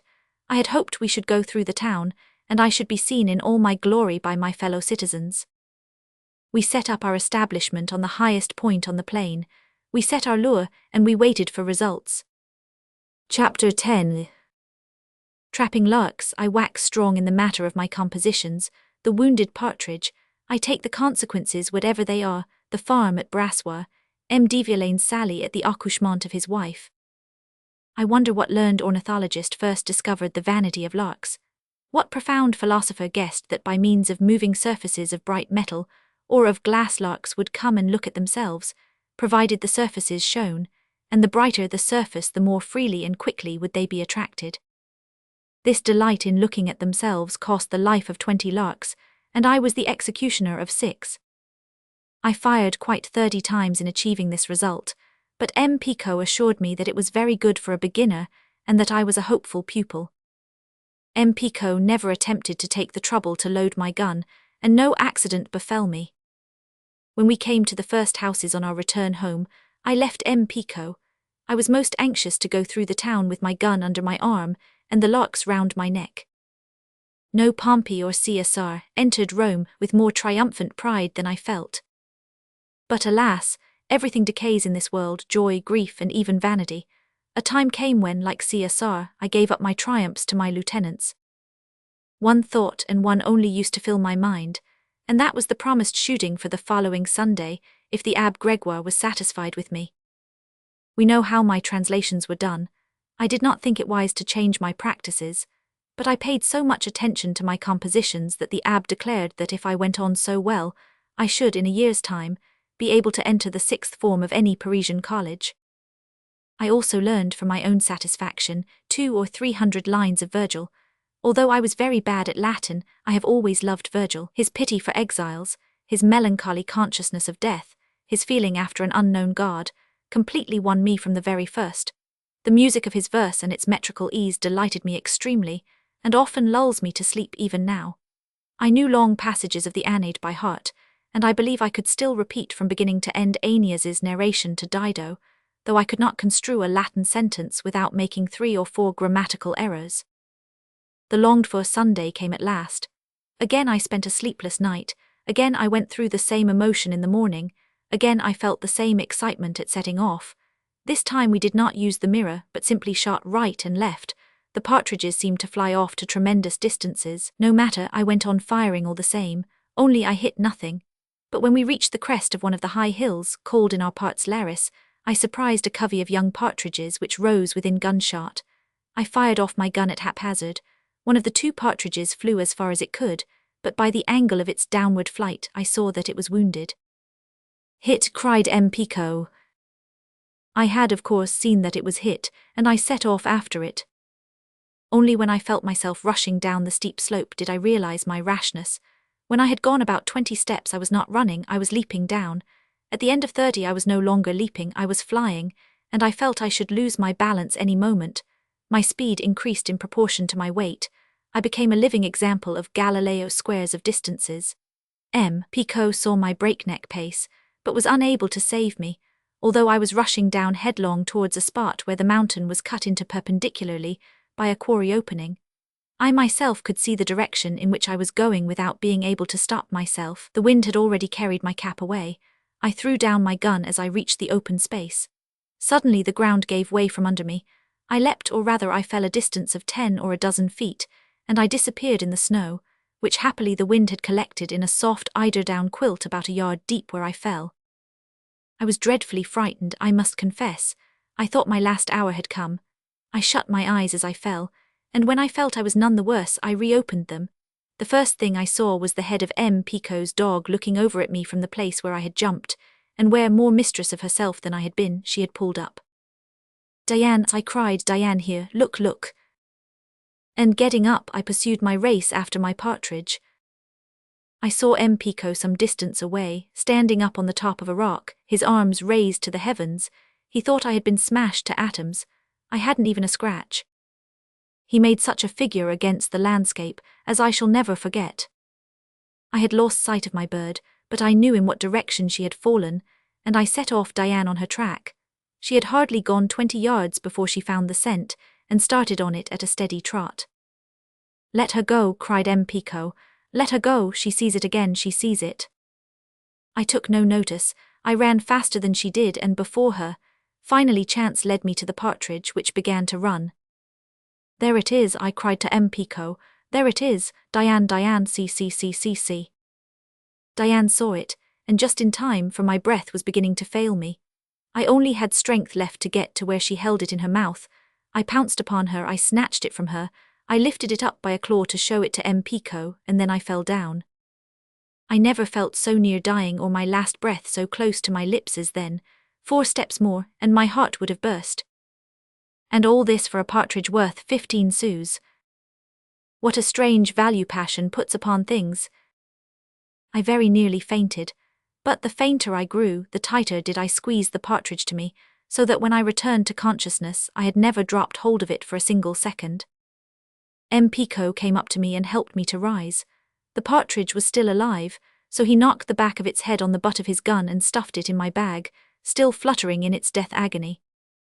I turned the bag round so that I could gaze through the net and watch the poor creature's end. Then I discovered that I had neither gun nor cap. I began to search for my gun, and M. Pico sent Diane after my cap. And that was the end of my hunting for that day. It was quite enough, thank goodness. Levaillant could not have been happier than I was, after he had killed his first elephant on the banks of the Orange River. My triumph was complete, for when I re-entered the house I found my brother-in-law just back from a tour of inspection. I showed him my partridge, which had already made the acquaintance of half the town. He made with the tip of his finger a cross on my forehead with my victim's blood. "In the name of St. Hubert," he said, I baptized thee a sportsman, and now that you are baptized. What then? I asked. Well, I invite you for next Sunday to a battue with M. Marquis of Brassois. I leapt for joy, for M. Marquis' battues were renowned throughout the department. As many as 40 or 50 hares were shot at a time. Oh, my child, murmured my mother, there is nothing he will like better. Besides making me feel my own master, this invitation of my brother-in-law was of far greater importance than it looked to be at the first glance. The battue at Brassois was really a shooting party, at which all the best guns in the district were present, M. de Villaine above all, who, if he were once my shooting companion and fraternized with me on the plain, would no longer be my enemy in the forest. Virgil and Tacitus owed much to this invitation. The abbé was delighted with me, and he made no objection when M. de Villaine's hunting carriole stopped in front of our door, and I climbed in. This was on Saturday evening. The farm of Brassois is situated between the two forests of Villers-Cotterets and Campigny, and is 3.5 leagues from Villers-Cotterets, so we had to sleep there the night before, in order to begin shooting at daybreak. Oh, how beautiful the forest seemed to me, although it was leafless. I felt as though I took possession of it as a conqueror. Had I not by my side the viceroy of the forest, who treated me almost as though I were a grown man, because I had gaiters on, a powder horn and a gun. M. de Villaine still swore a great deal, but I thought his oaths delightful and full of spirit. I wished to swear as he did. A month or two previously his family had been increased by the arrival of a little daughter. After a lapse of 13 or 14 years, it had occurred to his wife to make him this present. M. de Villaine had accepted it, grumbling, as he accepted everything. His eccentricity was made public by one of his queer sallies, which were peculiar to himself. Although the new arrival was no bigger than a radish at its arrival in this world, its mother had cried out a great deal in bringing it forth.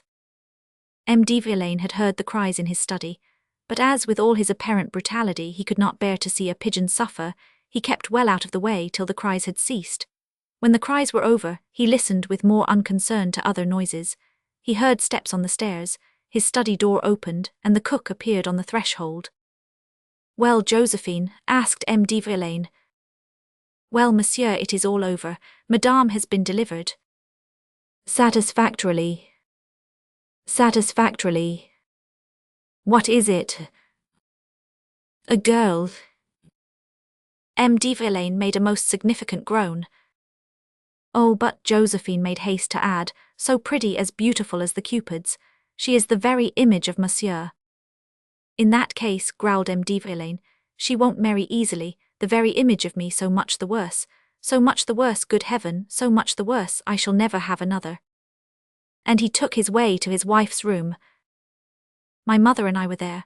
Madame de Villaine was in her bed, and a charming little pink and white baby girl, who, as Madame Davesney is today one of the prettiest women in Paris, was awaiting M. de Villaine's visit, dressed in swaddling clothes trimmed with lace. He came in with his head hutched on his shoulders, his hands in his pockets, looked round him, studied the topography of the room, and walked straight to the cradle, where he inspected the little occupant, puckering his great black eyebrows into frowns.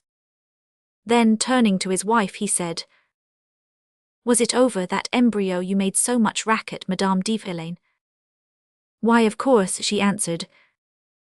"Pooh," said M. de Villaine, shrugging his shoulders. "I can do better than that myself when I am not suffering from indigestion. Good day, Madame Dumas, good day, Snarty," and, turning on his heels, he went out as he had entered. "Thanks, Monsieur de Villaine," said his wife. "Ah, I will take good care this shall be the last. Madame de Villaine has kept her word. Ah, sweet pretty Louise, see how you were treated on the day of your birth. But you took your revenge in remaining tiny and charming, and the last time I saw you you were as charming and sweet as ever." Chapter 11. M. Marquis de Brassois, the ambuscade, 3 hares charge me. What prevents me from being the king of the battue? Because I did not take the bull by the horns, I just escaped being disemboweled by it, Sabine and her puppies. I ask pardon for this digression, although it leads us to Brassois. At the sound of our carriage wheels, M. Marquis ran out to welcome us. He was one of those wealthy landowners of the old-fashioned school of hospitality, who when he entertained a large shooting party invited all the sportsmen in the district, and killed a pig, a calf, and a sheep for their delectation. He was besides a clever, cultivated man, both in theory and in practice, and was noted for possessing the finest merino sheep for 20 leagues round. A splendid supper was prepared for us, I being as it were a raw conscript in the hunting field, with only 6 larks and a partridge as the trophies of my term of service, was of course the butt of the jokes of the whole party, jokes in which M. Marquet, as my host, had the good manners not to take any part. Furthermore, when he rose from the table, he whispered to me, "Never mind, I will put you in some good places, and it won't be my fault if you don't turn the tables on them tomorrow evening." "You may be sure," I replied with that naive self-confidence which never deserted me, "I will do my best." Next morning at 8 o'clock, all the shooters gathered together, and 1.5 of peasants from the countryside collected round the great door of the farmhouse. These were the beaters. The dogs were howling piteously. They, poor beasts, quite understood they had no part in this sort of shooting party. 1 or 2 might perhaps be chosen from amongst the roughest of the retrievers, to send after a wounded hare which seemed about to escape into the forest, but that would be all. These dogs usually had a man specially kept to look after them, and except for the brief times when they were let loose, they were kept rigidly leashed. The shooting began on leaving the farm. M. Marquet explained the general plan for the day to the head gamekeeper, deferring until later to tell him the particular plan of each battue. I was placed 100 paces from the farm in a sandy ravine where some children had dug a great hole in the sand when playing. M. Marquet pointed this hole out to me, and told me to crouch in it, assuring me that, if I did not stir, the hares would come towards me hot-foot. I did not feel much confidence in the spot, but as M. Marquet was commander-in-chief of the expedition, there was nothing to be said in the matter. I subsided into my hiding-place, determined to rush out into the open when occasion offered. Then the driving began. At the first shouts uttered by the beaters, 2 or 3 hares rose, and, sitting up for a moment to see what course to take, began to make for my ravine at uneven distances from one another. I declare that when I saw them coming as straight as they could in my direction, making a rendezvous of the hole where I was hiding, a mist came over my eyes. Through this veil which spread between the hares and me, I could see them advancing rapidly, and the nearer they came, the louder did my heart beat. Although the thermometer stood 6 degrees below zero, perspiration ran down my face. The hare that headed the column seemed determined to charge straight at me. I had taken aim at it the moment it started. I ought to have let it approach within 20 or 10 or 5 paces, but I had not the strength. When it was within about 30 paces, I fired full in its face. It turned head to tail in a significant way, and began a series of most remarkable contortions. It was evidently hit. I bounded out of my hole like a jaguar, shouting, "Here it is, I have got it. Slip the dogs, you rogue, you scoundrel. Wait, wait." The hare heard me, and made the wildest gyrations. Of its 2 companions, one turned back on its tracks and took the beaters by storm. The other continued in its course and passed so close to me that, my gun being empty, I flung it at her. But this incidental hostility had not turned me from the principal pursuit. I rushed upon my hare, which was still performing the most incoherent and extravagant gymnastics, not advancing 4 steps in any straight line. It leapt from side to side, then bounded forwards, next backwards, deceiving all my calculations as my father had deceived those of his crocodile by running to right and then to left. It escaped just as I thought I had got hold of it. It gained 10 steps on me as though it hadn't a scratch on it. Then it suddenly doubled back and ran between my legs, one would have said as though for a wager. I did not shout this time, I simply yelled. I picked up stones and threw them at it.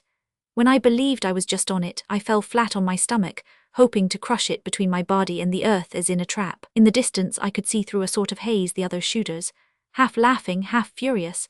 Laughing at the exercise I was giving myself, furious at the noise and stir I was causing in the centre of the battue, which was turning back all the hares. At last, after unprecedented efforts, I caught mine by one paw, then by both, then round its body. It uttered despairing cries, and I held it against my breast, as Hercules held Antos, and I went back to my hole, taking care to pick up my gun as I passed it where I had thrown it down. When I returned to my quarters, I examined my hare attentively, and I discovered what had happened. I had put out its eyes without wounding it anywhere else. I broke its neck by the famous blow which kills a hare, although Arnold calls it the rabbit blow. Then I reloaded my gun, my heart still thumping and my hand shaking. It occurred to me that I was making the charge extra strong, but I was sure of the gun, and the excess of 4 or 5 inches would give me a chance to kill at longer range. I had hardly got back into position before I saw another hare coming straight for me. I was cured of my fancy for firing at its head. Moreover, this one promised to pass me broadside on within 25 paces, and it kept its promise. I aimed with greater calmness than might have been expected of me, and fired, convinced that I had now secured a brace of hares. The priming burnt, but the shot did not go off. This was a sad misfortune. I tried to let off one of M. de Villain's expressive oaths, but it was a half-hearted attempt. They did not seem to suit me. I never could swear properly, even in my angriest moments. I pricked my gun, I primed it, and I waited. M. Marquet had certainly not deceived me. A third hare came in the wake of its predecessors, and like the last one, it crossed at right angles to me within 20 paces. As before, I aimed, and when I had covered it carefully with my gun, I pressed my finger on the trigger. Only the priming burnt. I was furious. I could have cried with rage, all the more as a fourth hare was coming along at a gentle trot. It was the same with this one as with the 2 others. He was as obliging as possible, and my gun as perverse as can be imagined. It passed within 15 steps of me, and for the 3rd time my priming burnt, but the gun did not go off. This time I wept outright. A good shot would have killed 4 hares in my position, and although I was only a beginner, I ought certainly to have killed 2. This was the end of the battue. M. Marquet came to me.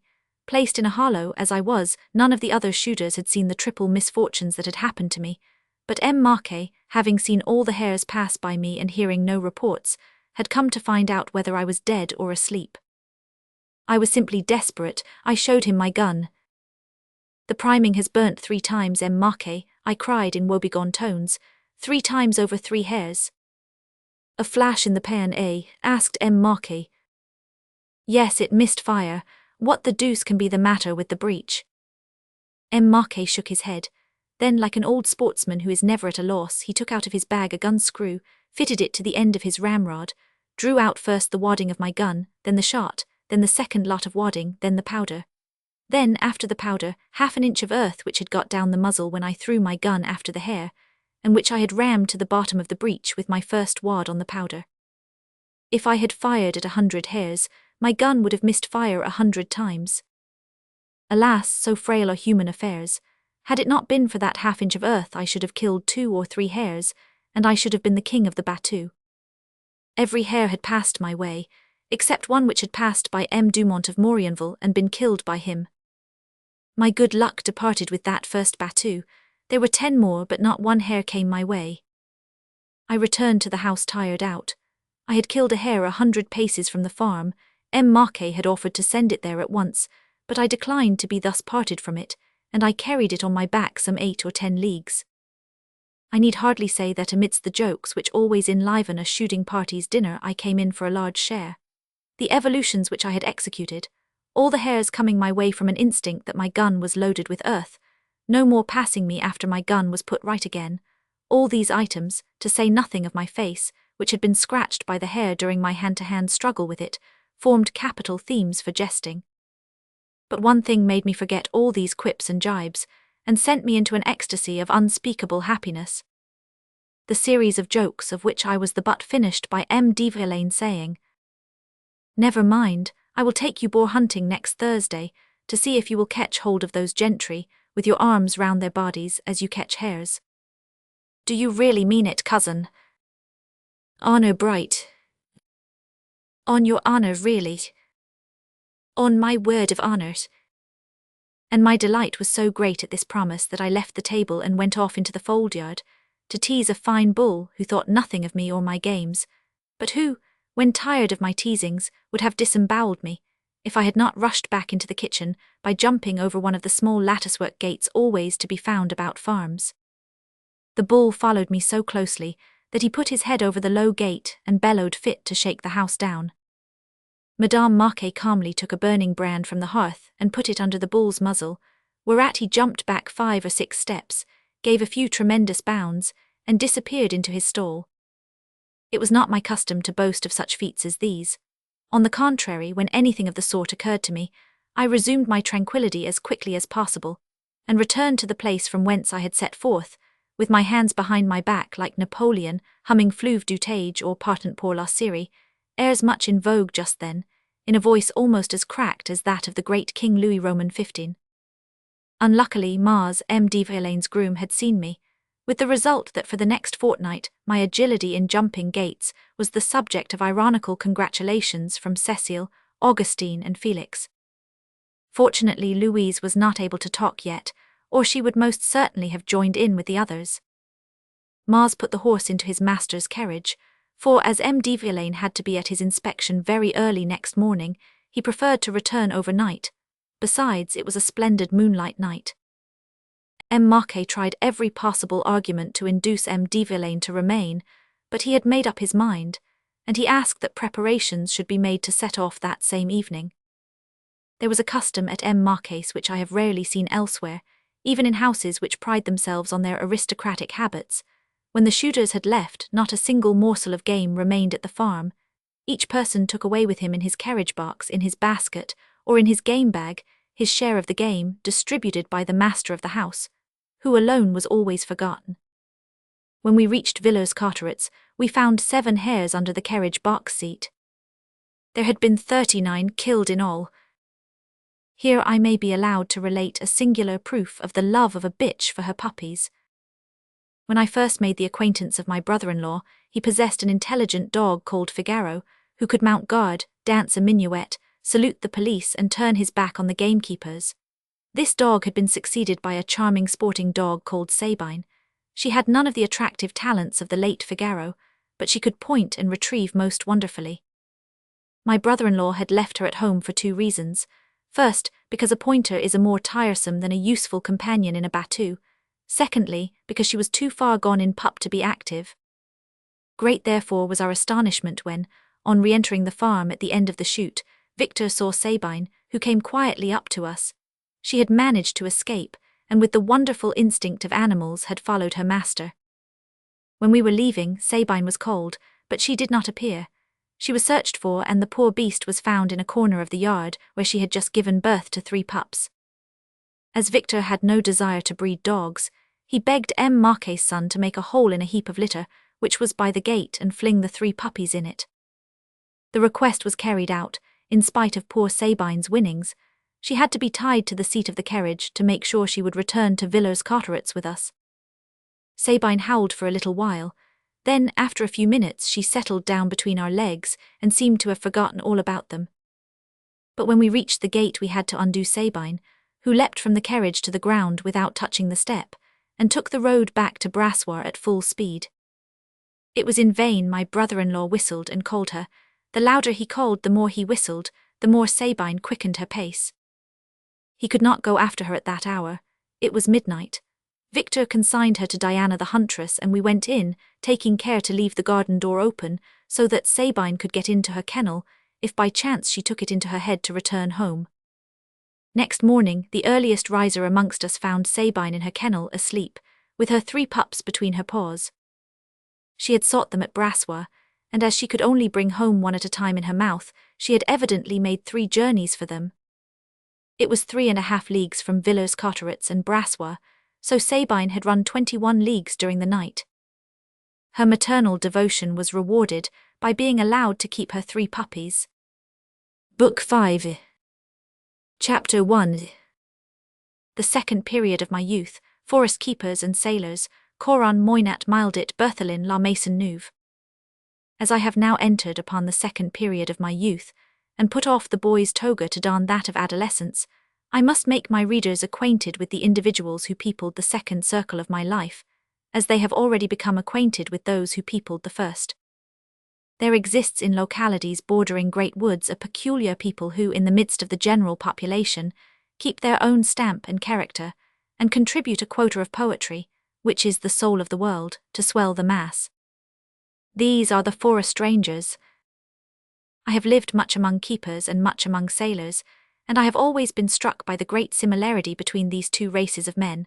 Both, as a rule, are unemotional, religious, and dreamers. The sailor or the forest keeper will often stay side by side with his greatest friend, the one while 40 or 50 knots are being sailed on the ocean, the other walking 8 or 10 leagues through big woods, without exchanging a single word, apparently without hearing or noticing anything, but in reality, not a sound echoes in the air that the ear does not catch. Not a movement stirs the surface of the water or the depth of the leaves that has been overlooked. And as they both have the same ideas, similar instincts and similar feelings, as this silence has really been one long dumb conversation, it is not surprising that, when occasion demands, it is only necessary to utter a word, make a significant gesture or exchange a glance, and they will have managed to express more ideas by that glance, that gesture, that word, than others could in a long dissertation. But when they talk at night round a woodland bivouac or over their own fires, always well supplied with fuel and firewood, these reserved and silent dreamers can hold forth at great length and picturesquely enough, the keepers about their hunting, the sailors about their storms. The poetry of vast oceans and wide forests, which has descended upon them from the crests of the waves and the tree-tops, makes their language unadorned and yet imaginative. Their words are expressive and simple. These people, one feels, are the elect of nature and of solitude, who have almost forgotten the language of human beings, and speak that of the winds, the trees, the torrents, and the storms of the seas. It was into the hands of this remarkable people that I passed when I left the care of my womenkind. They were specially noteworthy at Villers-Cotteret's on account of the extent of forest which isolated them from the town, to which they only came once a week to take orders from the inspector, whilst their wives went to mass. As a matter of fact, my appearance among these people had been long looked forward to by them.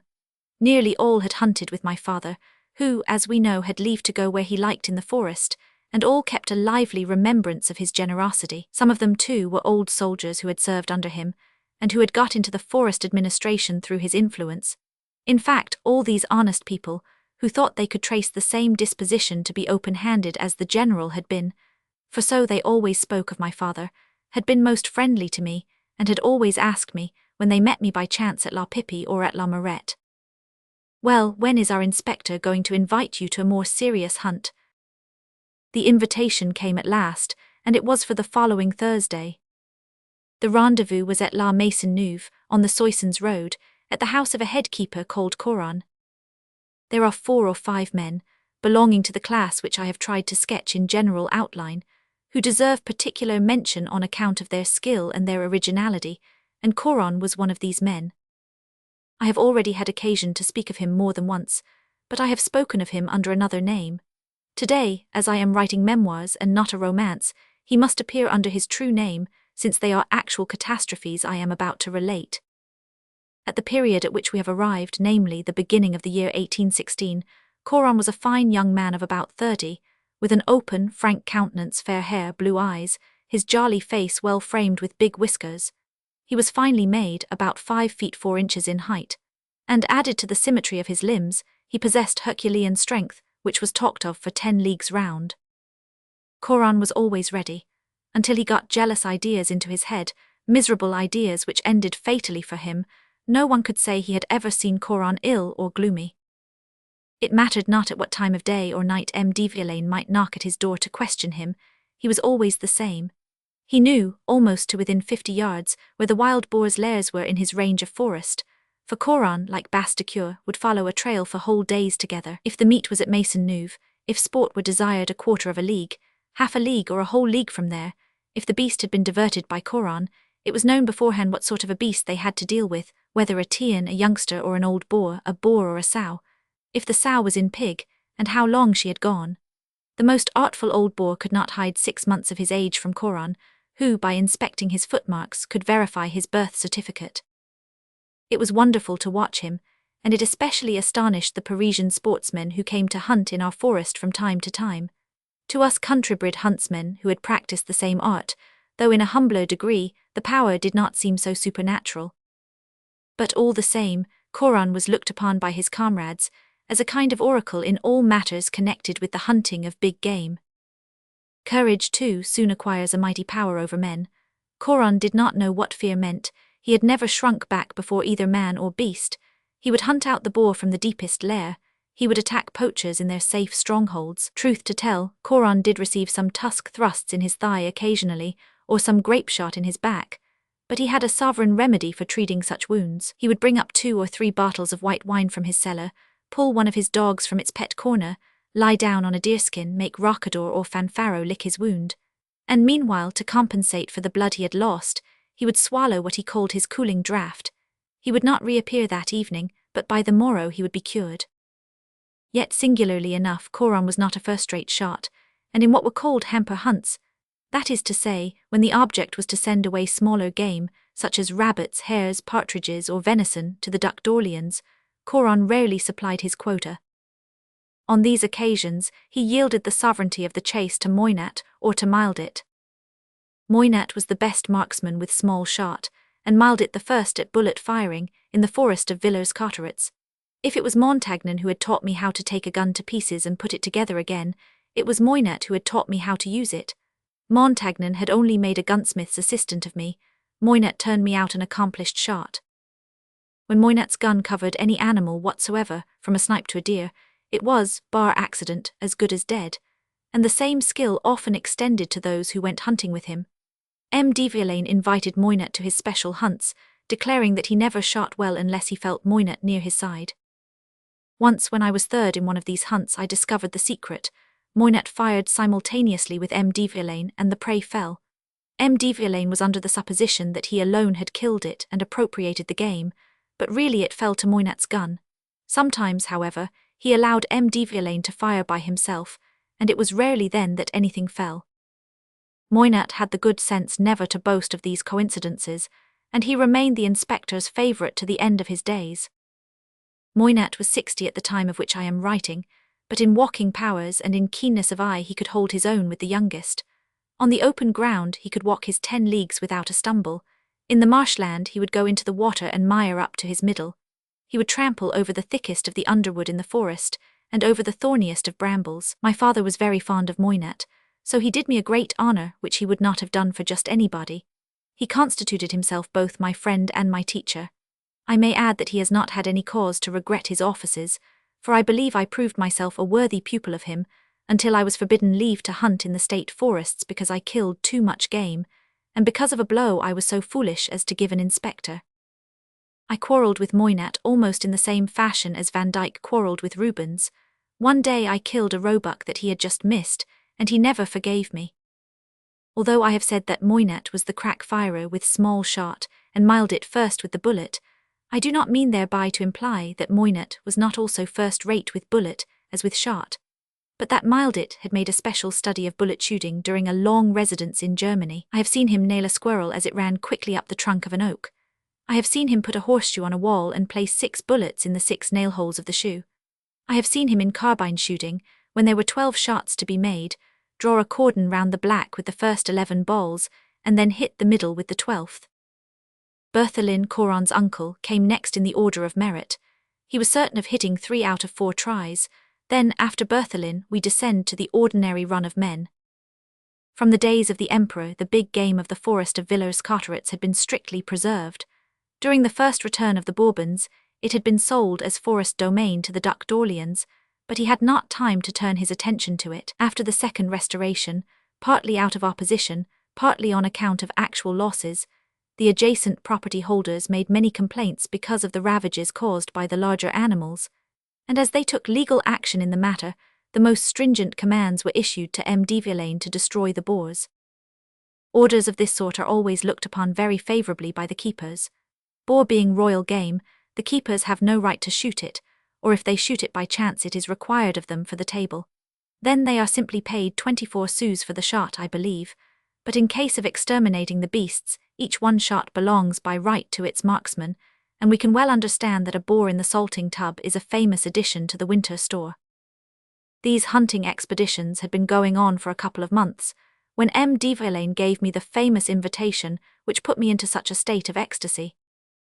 Mixed with this joy there was the thought of danger in the background. These fine boars, which had been left at peace for 3 or 4 years, had increased and multiplied to such an extent that the old ones had grown to a tremendous size, and the youngsters simply abounded. They could be met in the forest in herds of 12 and 15, and they had even been killed in the town vegetable gardens that winter. A kind of proverb, consisting of question and answer, had been improvised among those who lived on the edge of the forest. Question: when potatoes are planted within 500 steps from the forest, do you know what comes up? Answer: why, potatoes, of course. reply to the answer, "No boars come up." And the most contentious questioner was obliged to grant the truth of the assertion. Now these hunts lasted nearly 4 months from the 15th of September. Coron performed wonders during those 4 months. When the rendezvous took place at Maisonneuve, and Coron was deputed to drive the boar, there were high rejoicings indeed, for one was certain of not finding the game flown. It is true that there was a league and a half to walk before Maisonneuve could be reached, but when one reached that out-of-the-way place by a beautiful route cut right through the heart of the forest, there was Coron standing a few steps from his doorway, with his hunting horn on his wrist, saluting his inspector and his party with a spirited blast and flourish. It was meant to express that the beasts would die, or the inspector and his party would be indeed a stupid lot.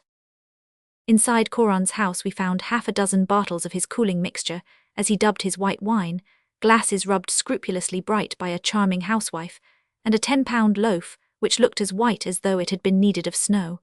We ate a slice of this bread with a piece of cheese. We paid our compliments to Madame Coron on her bread, her cheese and the beauty of her eyes, and then we set off a-hunting. We must just add that Coron worshipped his wife, and grew more and more jealous on her account every day without cause. His mates would sometimes twit him about this increasing jealousy, but their harmless merriment was short-lived. Coron would turn as white as death, he would shake his fine head, and turning towards the person who had rashly touched upon the heart-sore that was beyond the cure of his dogs' tongues, he would say, "Stop, you had better hold your tongue, and that right quickly. The sooner you stop the better it will be for you." The ill-advised joker would stop immediately. Folks gradually ceased to venture upon any allusion to this strong fellow's only weakness, and in a very short time it bid fair never to be mentioned at all. Chapter 2. Coron and the mad dog Nikke, otherwise called Babino, his mistress, the boar hunt, the kill Babino's triumph, he is decorated, the boar which he had killed rises again. We have now introduced our new actors. The Thursday had come, and it was 8:30 in the morning when we filed out. M. de Villaine, my brother-in-law, myself, and a dozen keepers, gathered up from the town and recruited on our way, at the turning of the forest road, about 400 steps from Maisonneuve. Coron was, as usual, on his doorstep, horn in hand. Directly he caught sight of us, he blew a most sonorous blast, and we knew there were no doubts about our hunt taking place. We redoubled our pace and soon reached him. The interior of the little house that M. de Villaine had built some 8 or 10 years ago, and called La Maisonneuve, was most charmingly pretty and well arranged. I can still picture the interior as I saw it when I stepped over the threshold, its bed hung with green curtains, the chimney-piece adorned with 3 guns on the left, at the head of the bed, a window brightened by a ray of winter sunshine, at the foot of the bed another window, in order to enable one to see both sides of the road without going out, a cabinet full of plates of a big flowery pattern, and a complete collection of 4-footed animals and of stuffed birds. Amongst these animals there was a terrible-looking sheepdog, the colour of a wolf, with its hair all on end, its eyes bloodshot, and its mouth open and slavering. Coron said he had only been afraid once in his life, and he had immortalized the cause of his fear.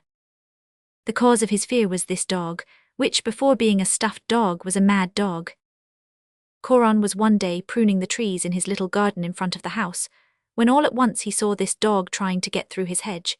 He soon saw, from the feverish look of its eyes, and its foaming mouth, that the animal was mad, and he ran for the house. But although Coron ran well, the dog ran still better, so that Coron had neither time to shut his door behind him nor to take his gun down from the chimney-piece. The only thing he could do was to leap on his bed, and to roll the counterpane round his body, to ward off bites as much as possible. The dog leapt on the bed almost as soon as Coron did, and began haphazard to bite the bale of cotton which encased a man. All at once Coron spread the coverlet out as wide as it would go, rolled the dog in it, and whilst it was trying to get out he seized his gun, and in an instant fired twice into the counterpane, which began to be dyed with blood, then to heave convulsively for some seconds. But these undulations soon decreased and finally ceased altogether, to give place to the last shudders of ebbing life. Coron unrolled the coverlet, and found the animal was dead. He had the dog stuffed, and mounted it upon the blood-stained counterpane, which it had bitten finely. One look at the beast, even stuffed as it was enough to make one understand Coron's fear. I examined all the animals, one after the other. I acquainted myself with their history from the first to the last. I asked questions while I munched my bread and cheese. I drank 2 glasses of wine while I listened to the replies, and still I was ready to start before the others. As we went out, M. de Villaine pointed out to me a 6-foot gate in Coron's garden, over which he had seen my father vault when the house was being built, ill though he was at that time. This tradition had reached Coron's ears, who had more than once tried to do the same, but had never succeeded. The special feature of these hunting parties, which were principally composed of keepers, was the total absence of cracks equals bragging. Excuse the word, please, it is peculiar to sportsmen. Each person knew his neighbour too well, and was himself known too well, to try to impose upon him by any of those flagrant lies by which the frequenters of the plain of St. Denis enhance their prowess. Everybody knew who were the clever and who the duffers. Due homage was given to the clever, and no mercy was shown towards the duffers. Among these was a man called Niquet, nicknamed Babino, because of his passion in his boyish days for the game of peg-top which goes by that name. He was looked upon as a lad of parts, but to this reputation there was added one, none the less deserved, of being the very clumsiest shot of the whole party. So Coron's and Moynat's, Mildit's and Berthelin's fine performances were discussed, but poor Babino was chaffed to death. He would retaliate with some ludicrous cock and bull story, to which his Provençal accent gave a most diverting touch. On this particular day, M. de Villaine had thought it best to change the topic of the joke, without intending to change their point of attack. Babino was still to be teased, but not on account of his clumsiness this time. He was to be twitted about his mistress. Babino had a mistress, why not? This mistress was not a beauty, but tastes differ. In fact, this mistress was the woman who had climbed up on General Lallemand's carriage step, and had spat in his face. Look here, Niquet, said M. de Villaine, as you have a comely, stout wife, tell me what charm there can be in a woman as hard as a nail. She is for fast days, l'inspecteur. If she were pretty, insisted M. de Villaine, I could understand it. Ah, l'inspecteur, you do not know. But think of red eyes. You do not know, l'inspecteur. And black teeth. What is the reason Breguet's watches are so good, l'inspecteur? The deuce, because of their action. Exactly, l'inspecteur, Breguet's action, action worthy of a gold case to it. Everybody burst out laughing. I laughed like the others, though I could not in the least understand Babino's retort. I was just going up to Babino to ask him to explain his own joke. When Coron signed to us, it was time to keep quiet. We were 500 steps from the place where a boar was in its lair. Not a whisper was to be heard from that moment.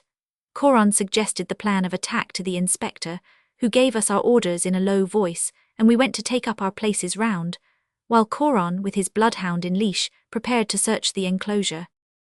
I apologize most humbly to my readers for making use of all these hunting terms, after the fashion of the Baron in Les Fascieux, but these terms alone express my meaning, and besides I think they are sufficiently well known not to require explaining. My mother had, as you may imagine, put me under M. de Villaine's care. She would only let me go on condition M. de Villaine would not let me out of his sight. He had promised her to do so, and in order religiously to keep his word he had put me between himself and Moynat, telling me to keep entirely hidden behind a large oak. Then, if I shot a boar and he turned on me, I could seize hold of one of the oak's branches, raise myself up by my arms, and let the beast pass under me. All experienced huntsmen know that this is the method to adopt under such circumstances. In 10 minutes' time everyone was at his post. Soon the barking of Coron's dog, which had found a trail, echoed loudly and frequently, showing he was getting close to the animal. Suddenly we heard the crackling of the underwood. I saw something pass near me, but it had vanished before I had time to put my gun to my shoulder. Moynat fired at a guess, but he shook his head to signify that he did not in the least believe he had hit it. Next we heard the report of a second gun a little distance off, then a third, which was immediately followed by a cry of halali, uttered by Babino with the full strength of his lungs. Everybody ran at the call, although, recognizing the voice of the shouter, each person expected to find himself the dupe of a fresh hoax devised by the witty wag. I ran with the rest, and I might even say I ran much faster than the others. I had never been present at a boar kill, and I did not want to miss the sight. It was quite useless for M. de Villaine to cry after me not to hurry. I heard nothing. I have said that everybody expected a hoax. Great, therefore, was the general surprise when, coming to the Damplu road, which intersected transversely the part we had been posted in, like the top line of the letter T, we saw Babino in the very middle of the roadway, calmly sitting upon his boar. To complete this picture, which might have served as the companion to the death of the boar of Caledon, which Meleager killed Babino, affecting the indifference of a man used to this sort of prowess, his pipe in his mouth, was trying to strike a light. The animal had rolled over like a rabbit at the first shot, and had never stirred from the place where it had fallen. You may easily imagine the chorus of half-mocking congratulations which rose round the conquering hero, who donned an offhand air, and, covering his pipe with a little paper cap to prevent the wind blowing out the spark, replied between the puffs of smoke, "Ah, now you see how we provincials bowl over such small fry." And as the bowling over had been so successful, there was indeed no comment to make. The bullet had struck the animal behind its ear. Neither Moynat miled it, nor Berthelin could have done better.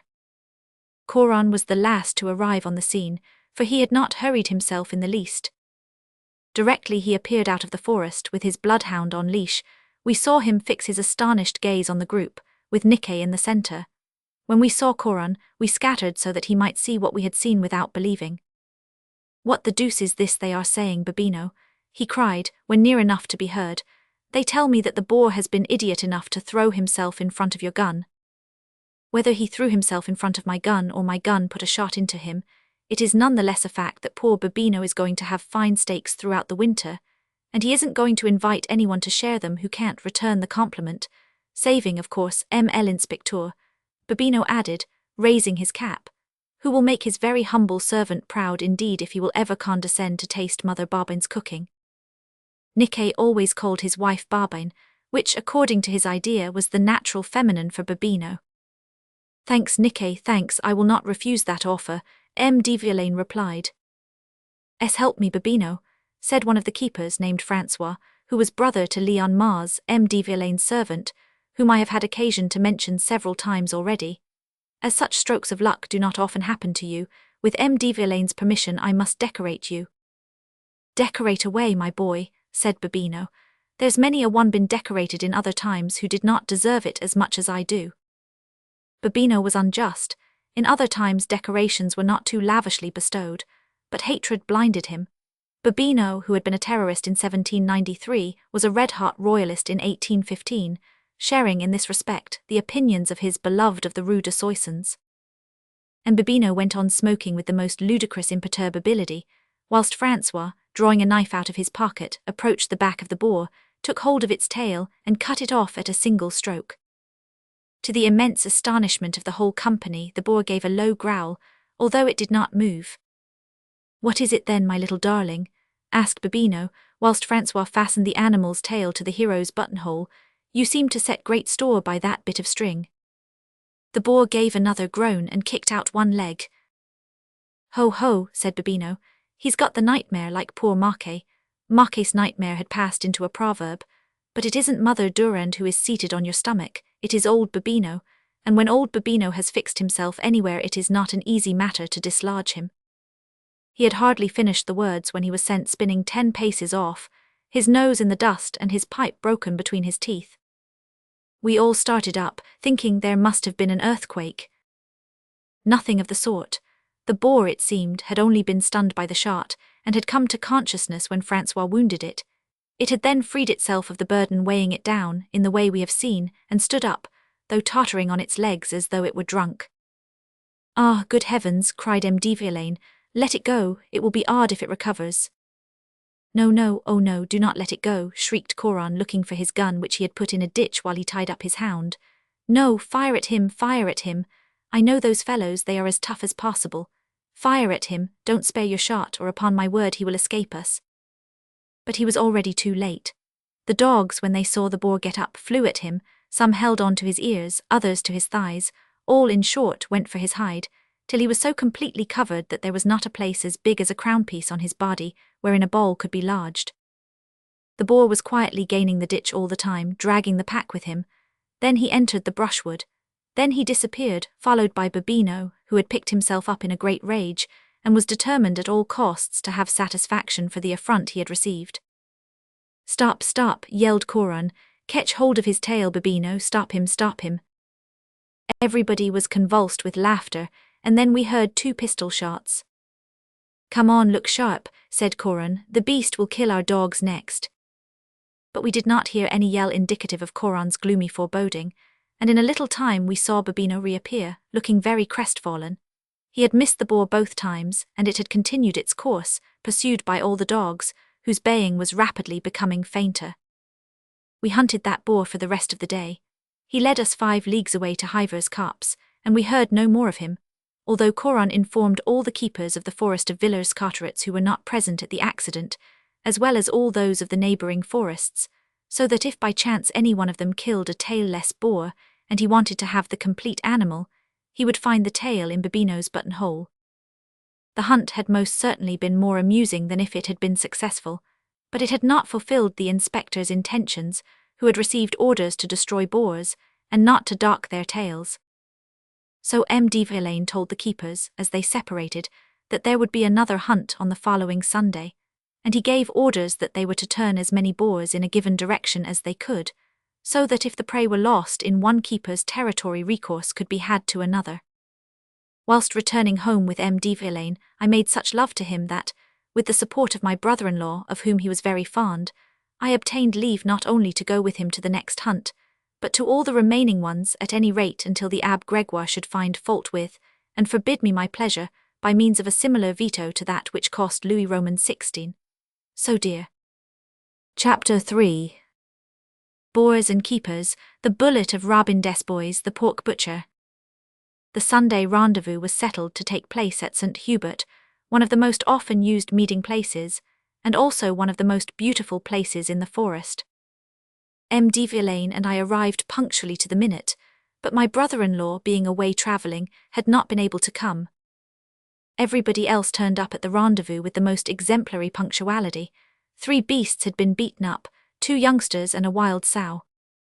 Of course not a single keeper failed to ask Babino for news of his boar, but he had heard nothing about the matter, and he had the good sense still to wear its tail from his buttonhole.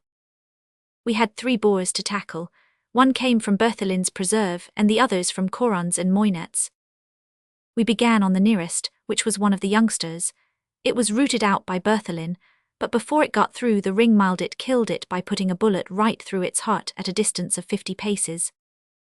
We went on to the second on Coron's preserve. It was a short league's distance from the place where we killed the first. Coron first conducted us, according to his usual custom, to Maisonneuve, to have a drop to drink and a bite to eat, and then we resumed our way. The circle was made. I was put between M. de Villaine and Francois, the lad who had decorated Babino. Then came Moynet, and I forget who came after Moynet. We had to deal with the sow this time.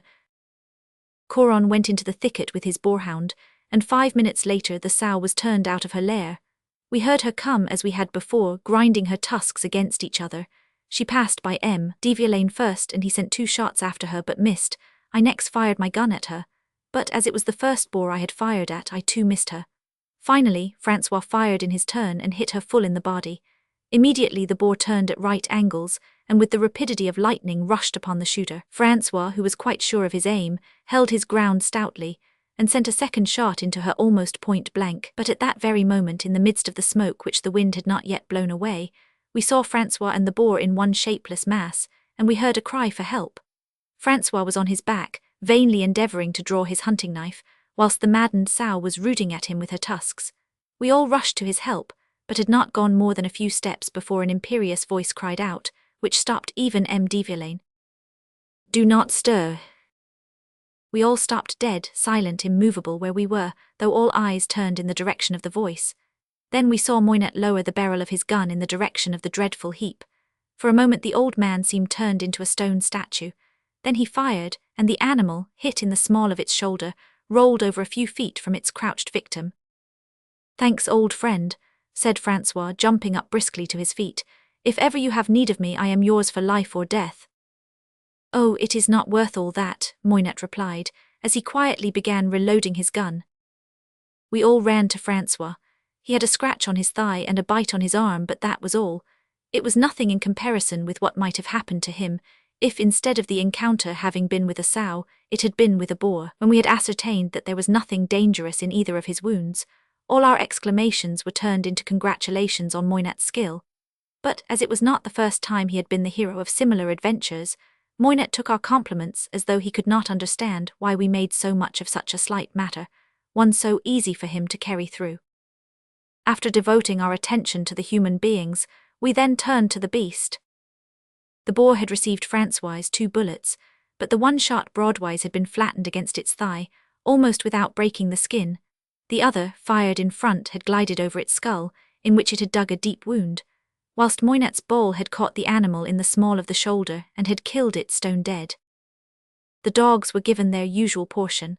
Then the beast was put on the shoulders of 2 foresters to be carried to La Maisonneuve, as the messengers of Moses brought the bunch of grapes from the promised land, and hunting began again as though nothing had happened, without any prevision of the much more terrible event than the one we have related that was to come to pass before the day's end.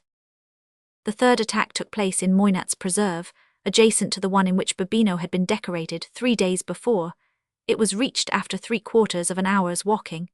The same precautions were taken as in the preceding battues. A ring was formed, and this time I was placed between M. de Villaine and Berthelin. Then, as Moynat had found the beast, it was his turn to go inside the enclosure to rout it out. The barking of his dog announced in 5 minutes' time that the boar had been started.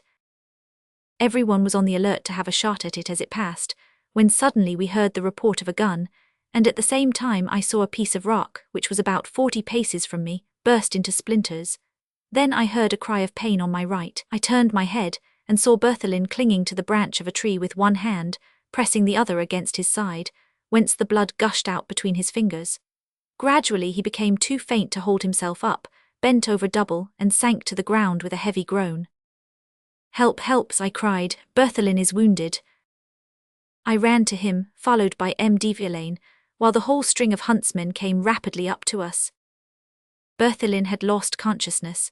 We held him in our arms, the blood flowing in torrents from a wound in his left hip. The ball was lodged in his body. We were all standing round the dying man, questioning each other with our eyes to know who had fired the shot, when we saw Coron, capless, issue out of the underwood, pale as a ghost, holding his gun, which was still smoking, in his hand, and shouting, "Wounded, wounded, did someone say my uncle is wounded?" No one made answer. We pointed to the dying man, who was freely vomiting blood.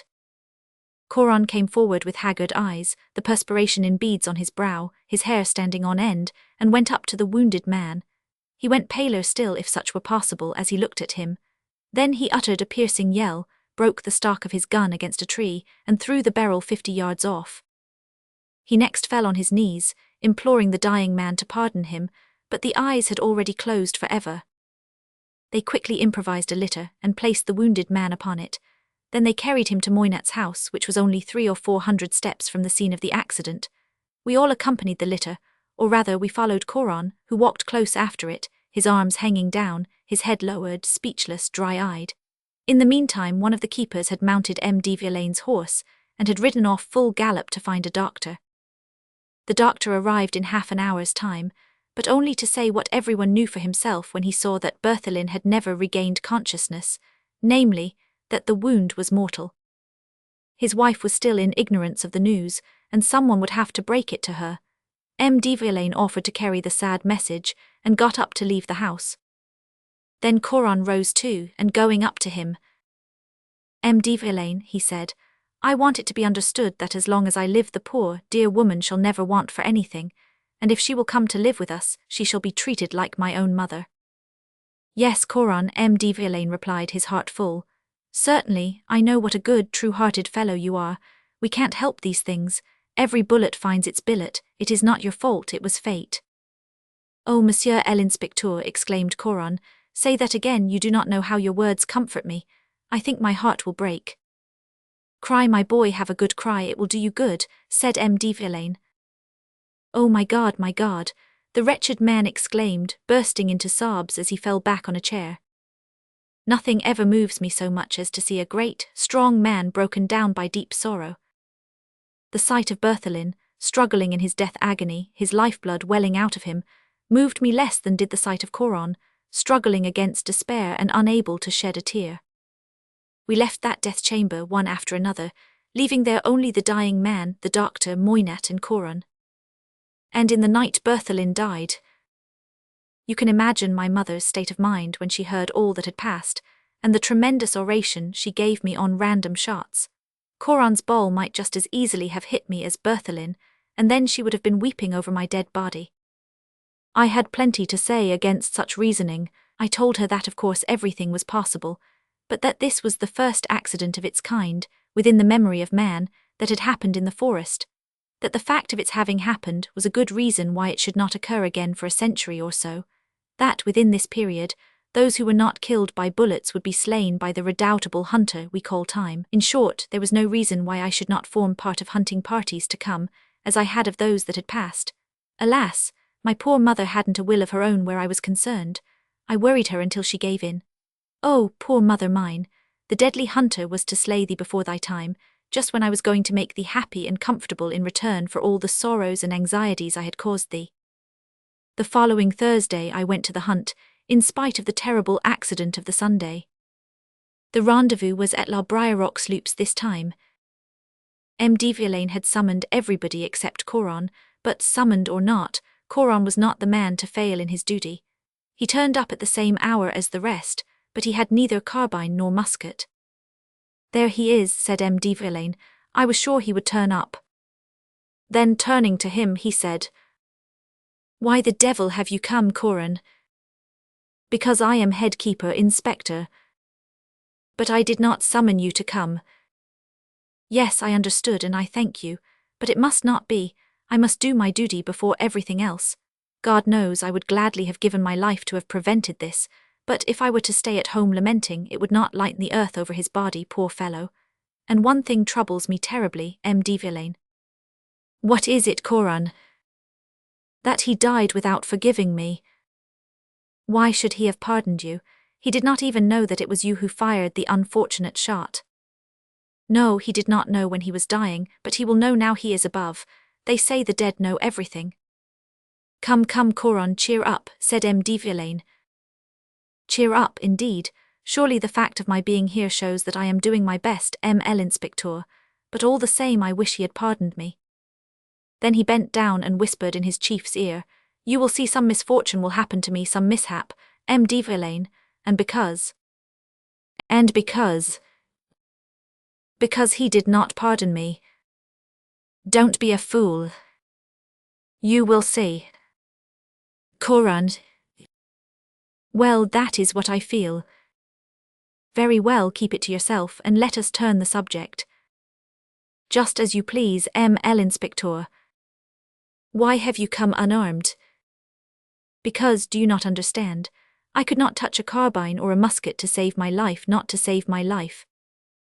Then how do you propose to kill a boar? What shall I kill it with? Coron took a knife out of his pocket. Well, I shall kill it with that. M. de Villaine shrugged his shoulders. Shrug your shoulders to your heart's content, M. de Villaine. It shall be as I tell you. These wretched boars have been the cause of my uncle's death, and I should not feel as though I were killing them if I did it with a carbine or a musket, but with my knife it is a different matter. Besides, don't they cut pigs' throats with a knife, and what else is a boar but a pig? Well, said M. de Villaine, who knew he would never get the last word, as you will not listen to anything you must be left to go your own way.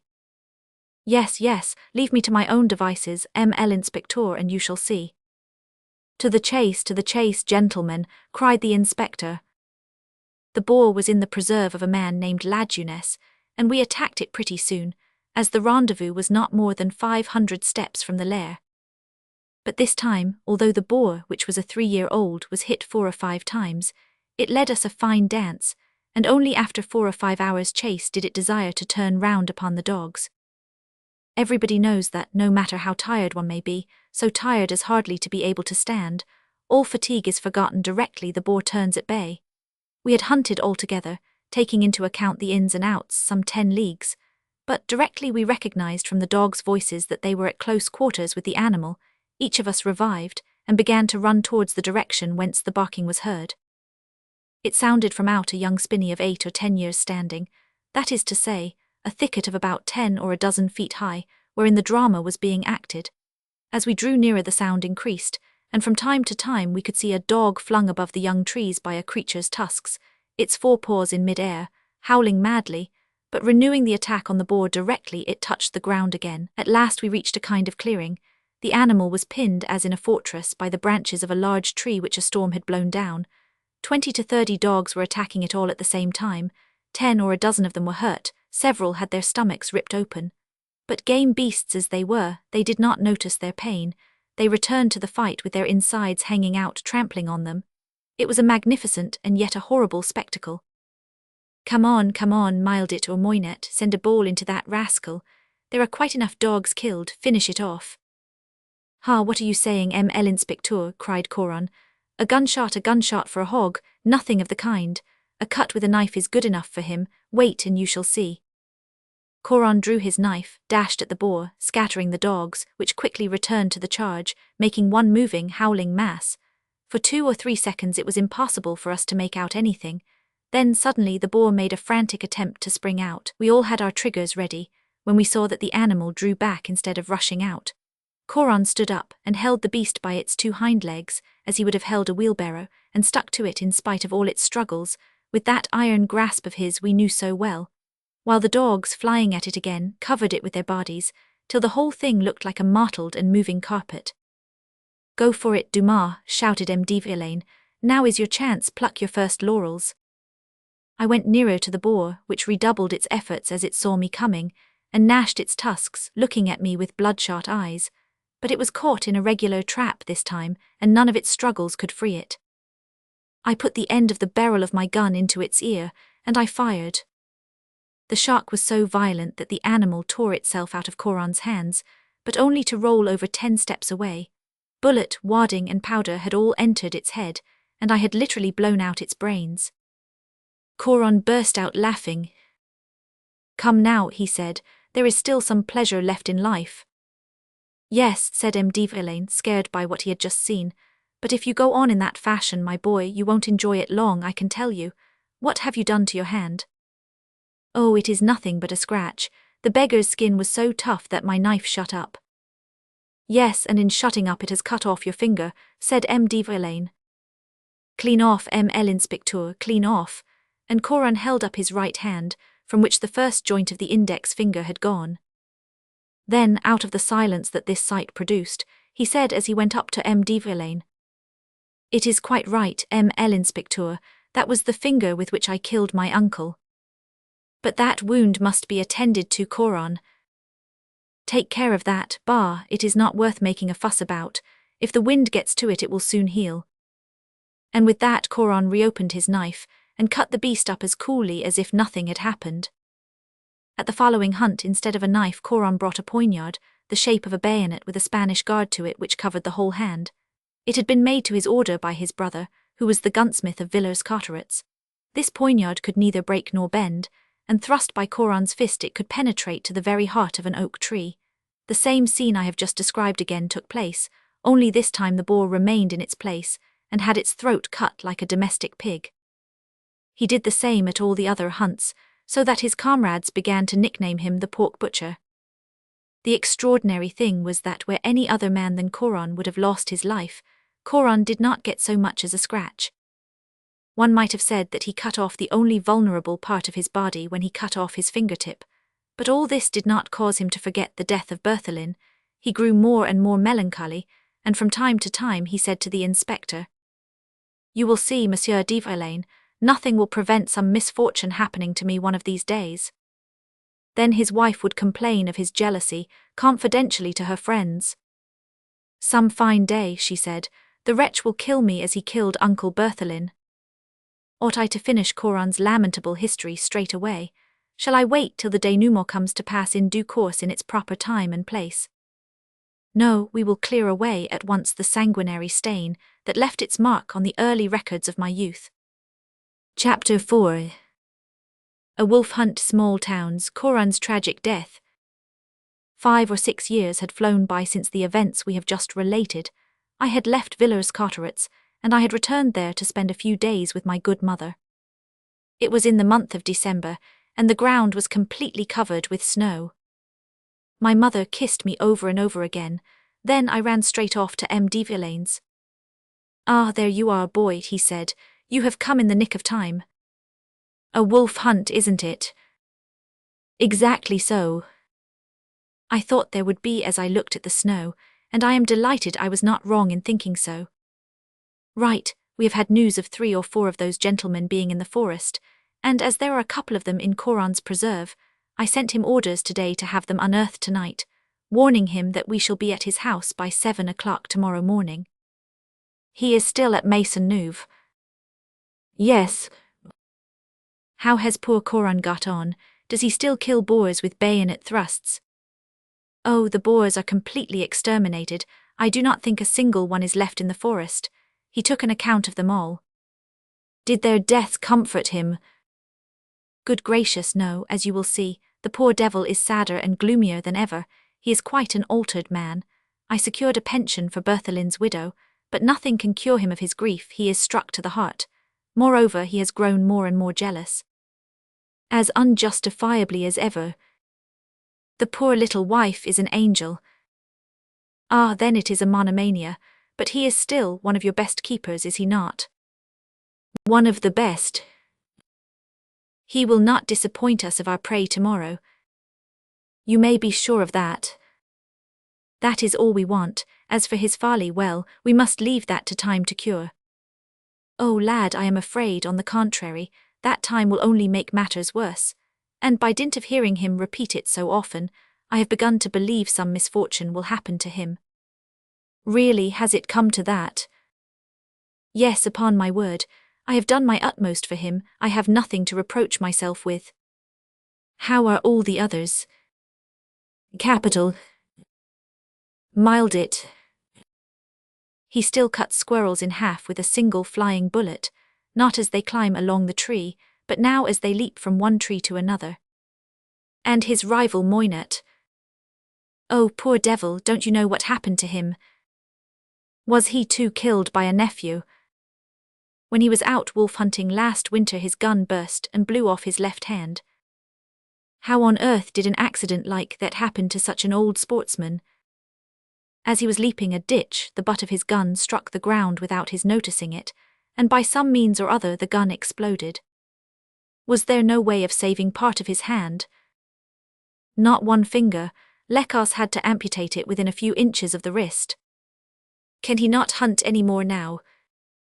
"Oh yes, we were out shooting yesterday in the marshes of Coyal, and he killed 17 out of the 19 snipe we shot." "How clever of him. I suspect Babino would not have hit so many with the use of both his hands. That reminds me, what has become of him?" "Babino?" "Yes."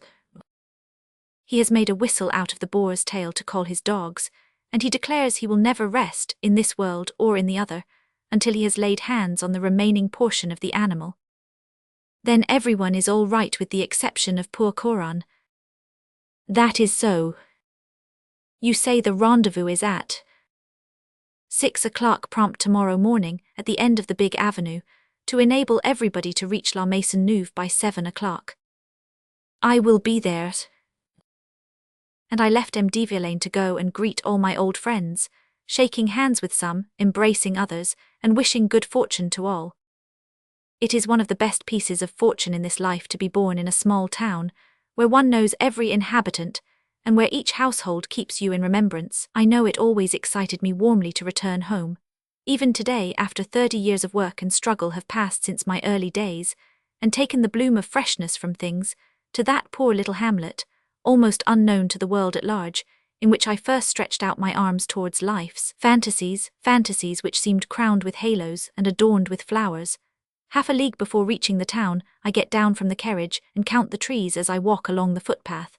I know from which trees I cut branches for my kites, and those into which I buried my arrows or from which I stole birds' nests. I sit with closed eyes at the feet of some of these, and give myself up to pleasant daydreams that take me back 20 years. There are some which I love as though they were old friends, before which I bow as I pass them by. There are others which have been planted since my departure, and these I pass by indifferently, as before things unknown and of no account. But when I reach the town it is quite another matter. The first person who catches sight of me utters an exclamation, and runs to the door of his house, and each one does the same as I go through the town. Then when I have passed by, the people of the district join in welcoming me, talk of me, of my youthful escapades, of my present life so far away from theirs, so full of storm and stress, which would have flown by uneventfully and tranquilly if, like them, I had stopped at home where I was born. Then, 10 minutes after my arrival, is the talk of the town, and there is joy in my heart, and in the hearts of some 2,000 or 3,000 persons besides. One makes a home everywhere one goes, but in Paris, streets change their name, increase or decrease in length, according to the caprice of the head road surveyor. If you leave Paris for 10 years, you do not recognize either your street or your house on your return. So I promised myself a high festival with all the keepers on the morrow, in honor of my return. This festival began at 6 in the morning. I saw the old faces with their beards covered with hoarfrost, for as I have pointed out it had snowed in the night and it was horribly cold. We all shook hands cordially, then we started for La Maisonneuve. It was still dark. When we reached Saut du Cerf, so called because once, when the Duc d'Orléans was hunting in the forest, a stag had leapt over the road which was enclosed between two thickets, we saw traces of daylight beginning. The weather was capital for hunting. No snow had fallen for 12 hours, so nothing prevented us following the trail. Should any wolves have been turned out of their lairs, they were certain to fall into our hands. We went another half-league farther, until we caught sight of the corner where Coron usually waited for us. He was not there. Such an infringement of habit in a man so punctual in his engagements as Coron made us uneasy. We hurried our pace, and we soon struck the path whence we could see La Maisonneuve about a kilometre away. Thanks to the carpet of snow over the ground, all objects were easy to distinguish, even at some distance off. We saw the little white house half buried in the trees. We saw a thin column of smoke which, rising from the chimney, mounted up into the air. We saw, too, a riderless horse, saddled and bridled, but we did not see Coron. We heard the dogs making a dismal howling, and that was all. We looked at one another and shook our heads sadly. Instinct told us something unusual had happened, and we quickened our pace. As we drew nearer, nothing changed from our first view of things. When we got within 100 paces of the house, we unconsciously slackened our steps, feeling that we were on the brink of discovering some dreadful mishap. We came to a standstill when within 50 paces of the house. "We must know what it is all about," said M. de Villaine, so we set off afresh, silently, with anxious hearts, not uttering a word. As we approached, the horse craned its neck towards us, and with smoking nostrils whinnied to us. The dogs rushed at their chains, champing wildly to be released from their kennels. 10 steps from the house we perceived a spot of blood on the snow, and a discharged pistol close by it. A track of blood led towards the house from that spot. We shouted, no answer. "We must go in," said the inspector.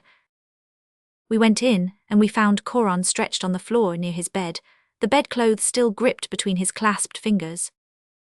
Upon a little table by his bed stood 2 bottles of white wine, one empty, the other opened and begun. A large wound was in his left side, which his favourite dog was licking. He was still warm, and could not have been dead above 10 minutes. This is what had happened. We learnt next day from a postman from a neighbouring village, who had almost seen what had occurred. We have spoken of Coron's jealousy of his wife, and although nothing justified this jealousy, as the inspector had told me, it had increased as time went on.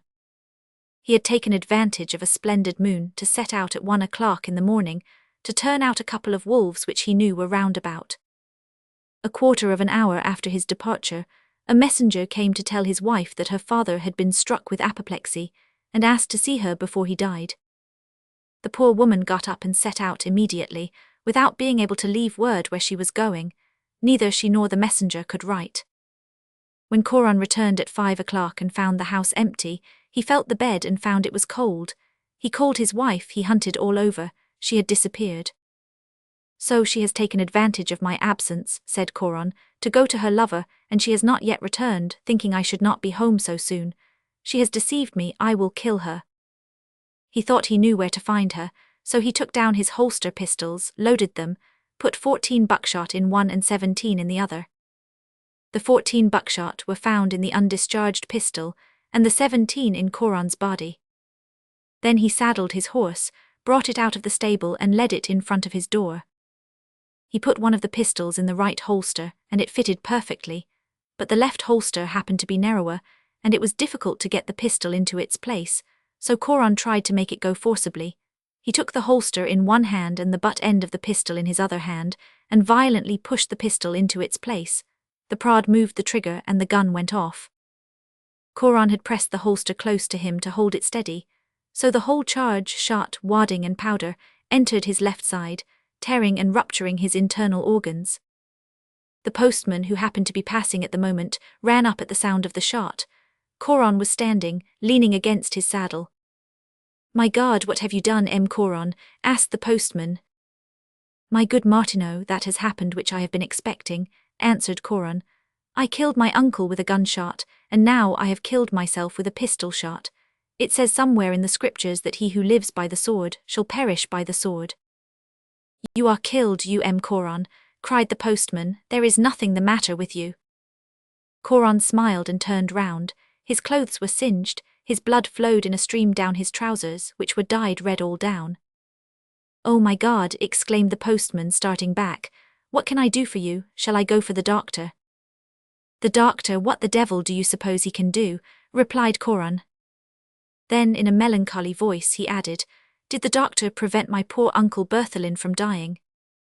"At least let me do something, Coron. Go and fetch me 2 bottles of my cooling draught from the cellar and unchain Rockador for me." The postman, who used to take a passing drink every morning with Coron, took the key, went down into the cellar, got 2 bottles of white wine, unfastened Rockador and then came back. He found Coron seated before a table writing. "Here it is," said the postman. "Thank you, my friend," replied Coron. "Put the 2 bottles upon the night table, and then you had better go on with your own work." "But Coron," the postman insisted, "tell me at least how it happened." Coron reflected for a moment, then in a whisper he murmured, "Perhaps it will be as well that people should know," and turning to the man he said, "Will you go when I have told you everything?" "Yes, Coron." Then he related the thing, as the postman put it, in every detail. "And now that you know what you wanted to know, please go." "You wish me to go?"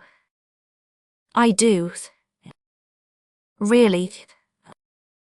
"Yes." "Well then, goodbye."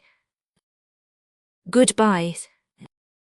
And the postman left, hoping with all his heart that Coron was wounded less dangerously than he thought, for he could hardly believe a man who could preserve his presence of mind with such coolness could be mortally hurt. No one ever knew what passed after the postman left him. No human creature helped Coron in that dark hour of his mortal agony.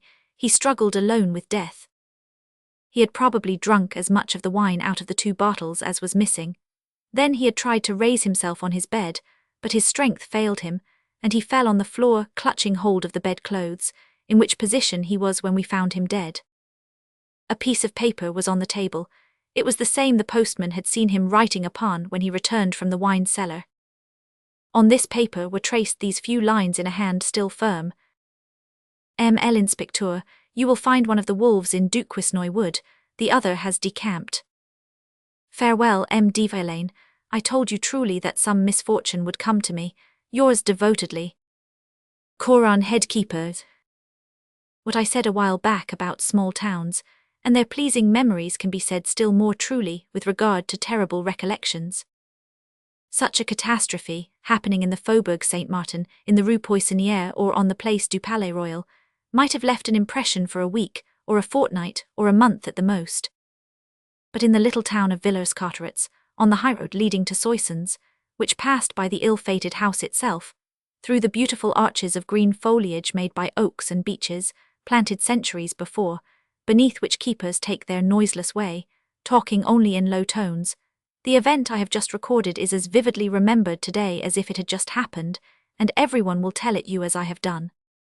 Alas, poor Coron, when I entered your house and saw you growing deathly pale, with those half-empty bottles by your side and your body still palpitating faintly, your dog licking the wound, I little imagined I should one day become the biographer of your obscure life and tragic death. Chapter 5. My mother realizes that I am 15 years old, and that La Mirette and La Pippi will not lead to a brilliant future for me, I enter the office of me, Menesson notary as errand boy, otherwise guttersnipe, me, Menesson and his clerks, La Fontaine Eau Claire. Although all these hunting parties procured me a most delightful existence, one which might have been indefinitely prolonged had I possessed an income of 20,000 livres, they did not provide a future for a poor devil whose patrimony, in spite of maternal economy, was melting away day by day in a terrible fashion. I was 15 years old. It was considered quite time I learnt some profession, and it was decided I should become a lawyer. At that period, when a veil hid my future from me, and I had not yet felt any of those ambitions which have since led me into other paths, every profession, with the exception of that of the priesthood, was equally indifferent to me. My mother left home one fine morning, and, crossing the square diagonally, went to ask her solicitor if he would be kind enough to take me as his third clerk. The solicitor replied that he would be most happy to receive me, but it appeared to him, unless he were mistaken, that I cared too much for la Morette, la Pippi, and hunting, ever to become an assiduous pupil of Cujas and of Pothier. My mother heaved a sigh. This was probably her own opinion too, but she persisted all the same, and the lawyer replied, "Very well, my dear Madame Dumas, since it will give you so much pleasure, send him to me and we will see." So it was decided that I should go to Maître Menesson the following Monday. Polite folk would say in the capacity of third clerk, others in that of errand boy or gutter snipe sauteruisseau, to give the rank its slang name. It gave me some pain to give up my sweet independence, but it gave my mother great pleasure when I yielded to her decision. All her friends told her it was such a good opening for me. Lafarge, you remember the spruce and clever son of the coppersmith who lived near us, had carved brilliant and lucrative career for himself in the same profession. The thought that my profession would lead to an income of 12,000 or 15,000 francs per annum, and that then I could give bird-snaring parties in grand style, as he had done, took my fancy so enormously that I went to M. Menesson. M. Menesson would be at that time a man of about 35, rather under the average height, thick-set, sturdy, well-proportioned throughout his frame, almost to massiveness, his hair reddish and short, his eyes sharp, his mouth inclined to teasing. He was a clever man, often short in his manner, always obstinate. He was a fanatic, a Voltairian and a Republican before anyone had yet thought of becoming a Republican. The poem of La Pucelle was his favourite reading. He knew whole passages of it by heart, and would repeat them in his good-humoured moments or after dinner.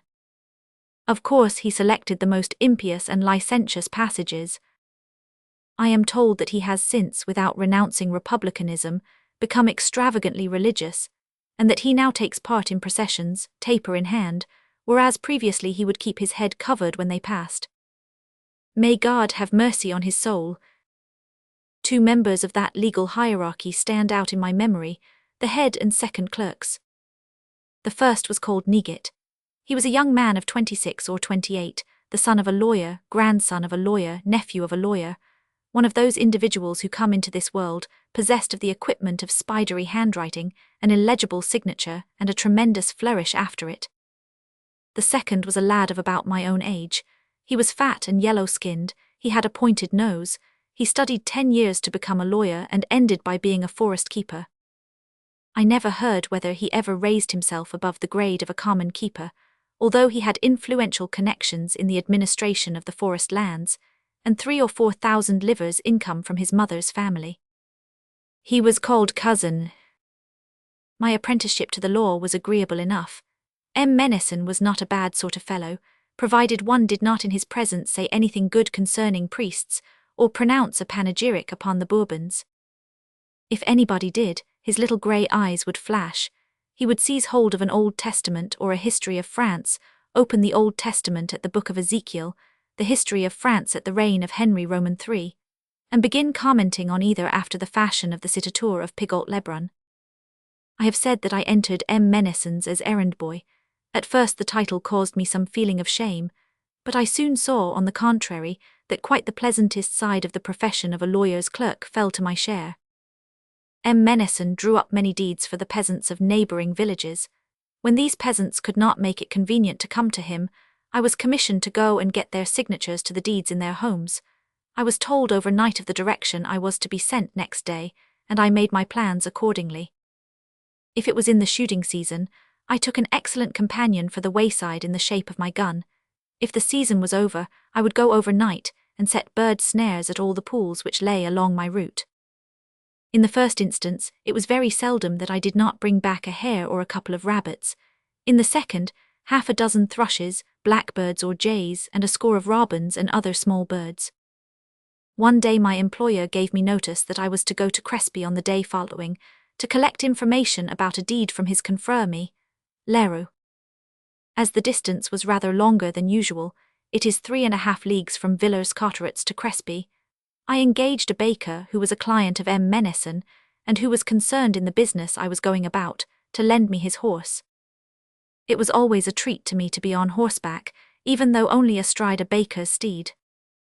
I set off next morning with instructions to return the same evening, at all costs. Besides the pleasure of the ride, there was yet another attraction for me at Crespi. I should be able to call and see once more that worthy family from whom we had received hospitality at the time of the invasion, and also my friends the de Longpers. I have related Madame de Longper's story. She was the widow of a groom of the bedchamber to King Louis Roman XV. She had gradually sold all her magnificent china, inherited from her husband. Her oldest son was a quartermaster in the chasseurs, a brave fellow all round, but one who would shake with fear and hide himself under the bed when there was a thunderstorm. I set off, promising to return as quickly as possible, and I kept my word scrupulously. First of all I fulfilled my commission to me, Leroux, then when that was over I began my calls. I remounted my horse at 7 in the evening, and started on my homeward way. It was the month of September. The days were visibly becoming shorter, and as the weather was gloomy on that particular evening, and almost raining, it was already dark when I set off from Crespi and put spur to my horse. The road between Villers-Cotterets and Crespi, or rather from Crespi to Villers-Cotterets, to be topographically accurate in our descriptions, is almost a highroad, but nearly deserted by business traffic. Halfway between Crespi and Villers-Cotterets, it rejoins the highroad from Villers-Cotterets to Paris, describing a huge Y by its divergence. A quarter of a league from Crespi, a portion of forest called the Tillet Wood extends to the roadside, but does not cross to the other side. A league and a half farther on, the road, which hitherto is flat, drops into a kind of ravine, at the bottom of which runs a stream. The sides of this ravine are intersected on the left by quarries long since deserted and unworked. The stream has given its name to the place, which is called La Fontaine aux Clairs. Several of these quarries open their dark and deep mouths on the road, and give the place a solitary and threatening character, which inspires the people of the countryside with terror. There are traditions belonging to this ravine of armed robbers and assassinations, connected with obscure periods, it is true, but which are handed down in popular couplets, like the traditions connected with the forest of Bondy. We will content ourselves by quoting the following, which, although poor enough in rhyme, is a product of the locality, and is not given as an example of poetry. À la Fontaine aux Clairs. Boys quand le jour est dans sun clair. The charming valley of Vauchons crosses transversely that of La Fontaine aux Clairs, half a league farther on. This valley of Vauchons leads to the mill of Wallou à Coil, at the bottom of which winds a stream of liquid silver ending in the noted marsh, where Moynet used to practice his skill on squirrels with M. d'Yveline. The road descends here at a steep gradient and climbs up beyond at a still steeper slope. In frosty weather these two hills are the terror of drivers, who descend the one too quickly and do not know how to ascend the other. Yokes of oxen are stationed in the village on purpose to perform the office of haulers.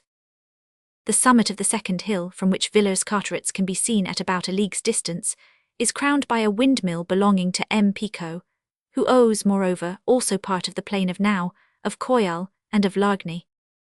This windmill plays an important role in the remainder of my story, for it will have been gathered that I have not described the road between Villers-Cotterets and Crespi, a road which would little interest my readers for the mere love of description. The mill is totally isolated from all other dwelling houses. It stands well above Voufly, nearly 3 kilometres from Largny, and a league from Villers-Cotterets. This then was the road I followed, at as fast a trot as my baker's horse would permit, the highway of His Majesty King Louis Roman XVIII, resounding heavily under its hoofs.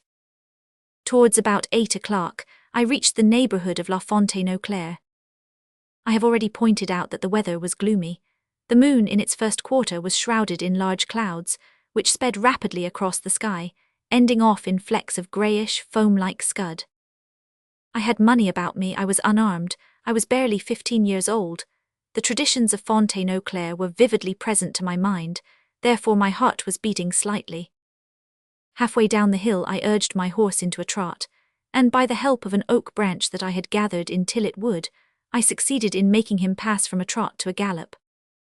I got past the dangerous place, the malo sitio, as they say in Spain, without accident, and although it was behind me, I decided that I must still keep my steed to his gallop. I was obliged, however, to slacken his pace down the steep and up the rising of Vauchons, but I had hardly cleared the top of the hill when I urged him into a gallop again by the help of a dig from my spur and a couple of good lashes with my switch. Everything round me seemed asleep. The landscape, steeped in darkness, was not even rendered less sombre by a light on the horizon or by a falling star. Not even a dog bayed, a sound that would have indicated the presence in the invisible distance of a farmhouse which I knew was there, and which my eyes searched for in vain. The windmill seemed asleep with the rest of nature. Its sails were stiff and motionless, and looked like the arms of a skeleton raised to the heavens in a despairing attitude. Only the trees along the roadside seemed alive. They twisted and groaned in the wind, which tore their leaves off roughly, sending them flying away down into the plain, like flocks of dark-feathered birds. Suddenly my horse, which was keeping to the middle of the road and galloping fast, shied to one side so violently, and so unexpectedly, that he sent me spinning 15 paces off across the road. Then, instead of waiting for me, he went on his way at double speed, snorting noisily as he went. I picked myself up, stunned by my fall, which might have been my death, if instead of falling on the wet side paths, I had fallen on the paved road itself. My first thought was to run after my horse, but he had already gone so far that I decided it would be quite useless. Then, curiosity overcame me to know what object had so terribly frightened him. I rose and tottered into the roadway. I had hardly gone 4 steps before I perceived a man laid right across the road. I thought he must be some drunken peasant, and congratulating myself that my horse had not trodden on his body, I stooped to help him to get up. I touched his hand, it was stiff and icy. I stood up, looked all round me, and thought I could discern a human form creeping in the ditch some 10 paces away. Then it occurred to me that the motionless man had been assassinated, and that the moving figure was very likely his murderer. I did not wait to push my inquiries any further. I leapt over the corpse, and I took the road to Villers-Cotterets at full speed, as my horse had done. Without stopping, without turning round, breathless, I did the remaining league of my journey in about 10 minutes' time, and I reached my mother's house panting, covered with mud and sweat, just as the baker had come to tell her that his horse had returned to its stable without me. My mother was already terribly alarmed, but her alarm was greatly increased when she caught sight of me. I took her aside and told her everything. My mother recommended me not to say a single word of what I had seen. She reflected that if it were really a murdered man, there would be an inquest, an inquiry at Soissons, assizes at Laon. I should be involved in the whole thing and compelled to appear as witness at both inquiry and assizes, and it would mean expense and waste time and annoyance. My mother made the excuse that I was very tired, and went herself to take the answer I had brought for M. Menesson from Maître Leroux, whilst I changed my clothes throughout. My underclothing was saturated with perspiration, my suit was covered with mud. My mother's visit to M. Menesson was a brief one. She was in haste to return to me and to ask me fresh details.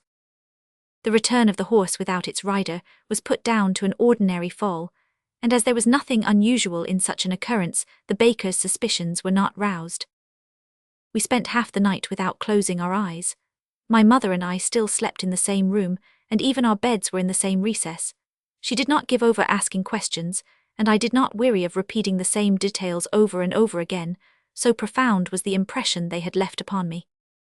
Towards 1 o'clock we fell asleep, but that did not prevent us from waking at 7 in the morning. The whole town was in a flutter. A carter from Villers-Cotterets, whom I had passed halfway from the hill of Vauchons, had come across the corpse, had put it in his wagon, had brought it to the town, and had reported the occurrence to the authorities. Chapter 6. Who the assassin was and who the assassinated Auguste Picot Equality before the law, last exploits of Marat, his execution. The body was taken to the hospital, where it was exposed to view, as neither the justice of peace, the mayor, nor the chief constable recognized it. I very naturally wished to go and see by daylight the object of my fears of the night before.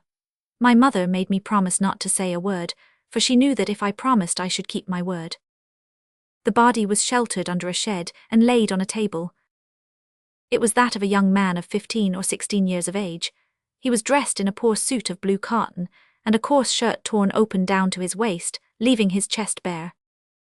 The wound that seemed to have caused his death was a transverse cut right across the skull, and it seemed to have been made by a blunt instrument. His feet and his hands were bare. His feet looked like those of a man used to much walking, his hands were those of a working man. Beyond these details he was, as I have said, completely unknown in our district. 2 days passed, during which everyone held forth upon the event at leisure. Then, all at once, the rumour spread abroad that the assassin had been arrested. He was a shepherd in M. Picot's employ. And next we saw a crowd rushing to the corner of the Rue de l'Argny, where a man wearing a blouse and handcuffed was being brought in between 2 mounted policemen, armed with swords. His type of face was that of a Picardy peasant of the lowest class, coarse and cunning. He was taken to the prison and the gate shut after him, but the crowd continued to besiege the gate, in spite of its being closed. It was far too exciting an event not to bring the whole town out. The magistrate began the inquiry, and in his first examination the accused man denied everything. But terrible proofs were brought against him. Shepherds, as is known, sleep in log huts near their sheep folds. The hut of the accused, during the day in which the murder had taken place, and during the night following that on which the body had been discovered, had been only a couple of 100 paces or so from the highroad. Traces of blood had been found under a wretched mattress on the straw, which covered the floor of the hut. Besides this, the mallet with which the accused drove in the stakes of his sheep pens was blood-stained on one side, and it appeared to have been the tool with which the deadly blow had been delivered. In spite of all these proofs, the accused man, whose name was Marat, as we have said, completely denied the charge, and the magistrate and his clerk left without being able to get anything out of him. But about 11 o'clock at night, he changed his mind, called the jailer, Sylvester, who was also verger to the church, and begged him to send for the magistrate, as he had a confession to make. The magistrate sent word to his clerk, and both repaired to the accused's cell. He did not refuse to speak this time. On the contrary, he had quite a long story to relate, the upshot being a charge of murder against his master, Auguste Picot. The man had built up a clever fabrication in the solitude of his cell, by the help of which he hoped to drag into complicity with himself a man too influential to have any dealings with him. But Marat shall tell his own tale. On the day of the murder, a young man was walking along the highroad, looking for work, when he perceived Marat on the plain, busied over changing his flock from one place to another. The young man left the highroad and came straight to the shepherd, just when the latter was driving in his last picket. He told his miserable story. He said he had no money to buy himself bread. He had tramped through the town without a bite, too proud to beg alms. But seeing Marat was a working man, he had ventured to come and ask a bit of bread from a fellow labourer. Marat had brought out of his hut some of the small, round, thick loaves, such as farmers distribute each morning to their day labourers, and he shared the loaf with the tramp, who sat down by him. They both leant back against the hut and began their breakfast, when suddenly, it is Marat who tells the tale, Auguste Picot came up on horseback at full gallop, and cried out roughly to his shepherd, "You scoundrel, do you suppose I give you my bread to have it eaten by beggars and by vagabonds?" The stranger was on the point of replying to excuse the shepherd, when Picot, so said his accuser, urged his horse on with such brutality that the youth was obliged to raise his stick, to prevent himself being kicked underfoot by the horse. At this movement in self-defence, Picot's horse wheeled round, kicked out with his hind feet, and hit the youth in the chest with one of his hoofs. The youth fell down unconscious. Picot then, seeing he had become an unintentional murderer, decided to become one in intention. He turned an accident he was anxious to hide into a crime. He looked round him. He saw on the ground the mallet with which Marat had just been driving in the pickets of his fold, and then, please understand thoroughly that this version is not mine, but the accused's. He dealt him a violent blow on the back of his head, finishing off the wretched tramp who had only fainted before. Death was almost instantaneous. Then he offered all sort of bribes to the shepherd if he would help him to conceal the crime. The shepherd had been weak enough to be touched by his master's entreaties. He consented to conceal the body in his hut. Hence the blood-stains on the straw and mattress. When evening came, Picot returned to the hut to take the dead body, under cover of darkness, to the windmill, of which he possessed the key.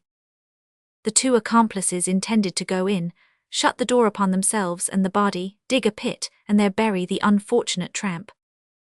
But as they were crossing the road, they were alarmed by the sound of a horse coming at full gallop.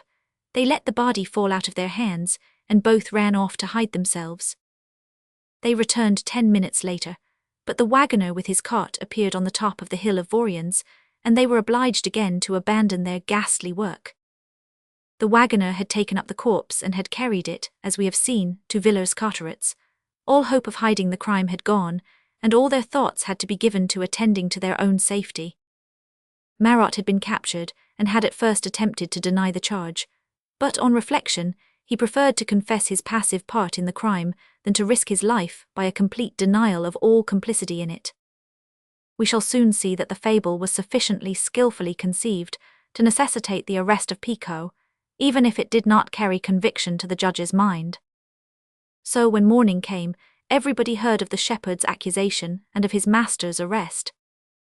The news made a great stir. Picot was not liked. He was a rich and good-looking young fellow, strong in physique, haughty in his manner, all qualities and defects which are fatal to popularity in a small town. As a matter of fact, Picot had never done an injury to anyone, but alas, at the first news of the misfortune that had befallen him, half the town sided against him. The Picot family were cursed with ill luck, and the Almighty made them pay very dear for the wealth he bestowed upon them. 4 years previously Stanislas Picot, it will be remembered, was killed when out shooting. 2 years before, the farm had been burnt down, and now today the eldest son was accused of murder. The inquiry was actively pursued, and it was decided that a visit should be paid on the following day to the spot where the murder had taken place. The government prosecutor had arrived from Soissons. I shall always recollect the terrible effect the sight of that procession made upon me, as it crossed the great square. The town authorities marched at its head, with the representative of the king. Next came Picot between 2 rows of police, some before, others behind him. Then the shepherd between 2 more rows of police placed in the same way. After these, the whole town either followed the procession or stood at their doors and windows. They all walked fast, for it rained. People talked of equality in the eye of the law, and the justices had thought to carry out this precept by placing the 2 men on foot, each exactly the same, with an equal number of police to guard them. But they had forgotten the different impression this would make on 2 such different natures, the one belonging to the head and the other to the foot of the social ladder. Most assuredly, the man at the top of the scale suffered all the tortures of the situation. The other man was almost triumphant. He had by a few words dragged down to the same level as himself a man who had been far higher in the social scale only a week before, a man whose bread he had eaten, whose paid servant he was, and before whom he never spoke save cap in hand. So a debased light of exultant satisfaction radiated from the man's low countenance. Besides, he had the sympathies of the men of his own class, who looked upon him as a victim, and even of some enviously disposed people of higher ranks in life. Picot's expression was quite unmoved, although one could realize the fury, shame, and pride that were raging tumultuously in that massive frame. No, justice was not evenly dealt out to these 2 men, in the very fact of their being treated alike. Next day there was another ceremony quite as lugubrious. They proceeded to exhume the body. Most discussion took place over the bruised wound in the youth's chest. The shepherd contended that it had been caused by the horse's kick. Picot retorted that if it had been bruised by a kick from a horse, and from one leg only, violent enough to make him faint away, the marks of the shoe would be imprinted on the chest, which, although bruised, was more probably marked by the clogs of the shepherd than by the horse's shoe. They were both sent to the prison at Soissons, and at the end of a month Picot was given his liberty on the grounds of there being insufficient evidence against him. He returned to his people, but the blow had been violent enough to spoil his future life. He had been proud before, but now he became misanthropic. He shut himself up on his property at home, avoided all assemblies of young people of his own age, and ended by marrying the daughter of a policeman who had been his mistress for some time. Doubtless, as there is compensation in the end for all unmerited misfortune, Providence had led him by dark paths into simpler and happier ways. He had one real joy, perhaps the deepest joy of this world. His father and his poor mother, to whom he was devotedly attached, died near him at an extreme old age. The shepherd was sentenced to 12 or 15 years imprisonment, I think, for having stolen the clothes found on a dead man. A strange sentence, which established the fact that a crime had been committed without pointing out a culprit. And here are some further details that I received after the trial. The young man whom I found assassinated on the 13th September 1816 was called Félix Adolphe Joseph Billaudit. He was the son of François Xavier Leger Billaudit, court crier to the Tribunal de Première Instance in the arrondissement of Strasbourg. He was born at Strasbourg on the 1st April, and was therefore, at the time of his death, 15 years, 6 months and 12 days old. He was servant to M. Merchel, forest inspector at Vervins, and had a passport upon him at the time of his assassination for Paris, signed at Vervins, 8th September 1816. Probably the father and the mother of the poor lad are now dead, and I am perhaps the only person in the world who still remembers him, in thus going back to the days of my youth. When Marat came out of prison, he returned to the country, and at first settled as a butcher in the village of Viviers. Then it seems things went badly with him, and he went to a little hamlet called Chelles, situated 2 or 3 leagues from Villers-Cotterets. Some time after this change of residence, his wife died under mysterious and strange circumstances. While she was drawing water from a well, she leant against the pulley support, which broke. She was precipitated 30 feet deep into the well, where she was drowned. Her death was regarded at the time as an accident. Some time after that death, the body of a young carter was found buried only 1 or 2 feet deep, between Viviers and Chelles. He appeared to have been murdered by a pistol shot fired point blank in his back. Some inquiry was set up, but no assassin or assassins could be traced. Finally, some time after, Marat himself went before the magistrate to make a declaration concerning a new event that had just happened. A young glass painter, who had come to ask hospitality of him, lacking the money needed for a stay at the inn, a request to which he had generously acceded, had died during the night of an attack of colic in the barn, where he had been given a truss of straw to lie on. The young painter was duly buried. Some days after, Marat's fowls were found dead in neighbouring yards and gardens. They seemed to have been poisoned. These facts were put together, and suspicions began to be aroused. Marat was arrested. His own child gave evidence against him and brought about his conviction. The young painter had been poisoned by some soup, into which Marat had put arsenic. The young man complained that the soup had a queer taste. Marat's son took a spoonful, tasted it, and agreed with the painter. "The soup," Marat replied, "tastes queer because it is made of pig's head. As for you, you greedy boy," he added, addressing this remark particularly to his son, "eat your own soup, and let this boy eat his, each dog has his platter." But the taste of the soup was so acrid that the young painter left half of it. The rest was thrown on the dung heap. The fowls ate it, and, driven by pain, they scattered to right and left, their death revealing the fact of the poisoning. The charges brought against Marat were this time too strong for him to deny them. And seeing there was no hope of salvation from the consequences of his latest crime, he confessed all the others. He confessed that he had killed Billaudit, to steal some 6 or 8 francs there were on him. He confessed he had filed the screw that held the pulley, so that his wife, who was about to add to his family, should be flung into the well, wherein she was killed, either by the fall or by drowning. He confessed he had shot the young carter, whose body had been found between Chelles and Viviers, point blank with a pistol, in order to rob him of 30 francs he had just received. Finally, he confessed he had poisoned the young glass painter by putting arsenic in his plate, in order to steal 12 francs from him. Marat was condemned to death, and executed at Beauvais in 1828 or 1829. Chapter 7. Spring at Villers-Cotterets. Whitsuntide, the Abbé Grégoire invites me to dance with his niece. Read books, The Chevalier de Fables, Lawrence and Vittoria, a dandy of 1818. O youth, springtime of life, O spring, youth of the year, so said Metastasio. We have now reached the beginning of May 1818, and I should be 16 in the month of July. The month of May, the favourite month of the year, which is abundant in beauty and in promise everywhere, is even more beautiful and resplendent at Villers-Cotteret's than anywhere else. It is difficult to form any idea of what that fine park was like at that epoch of time, and at that season of the year. My heart still mourns because of the order for its destruction given by Louis Philippe.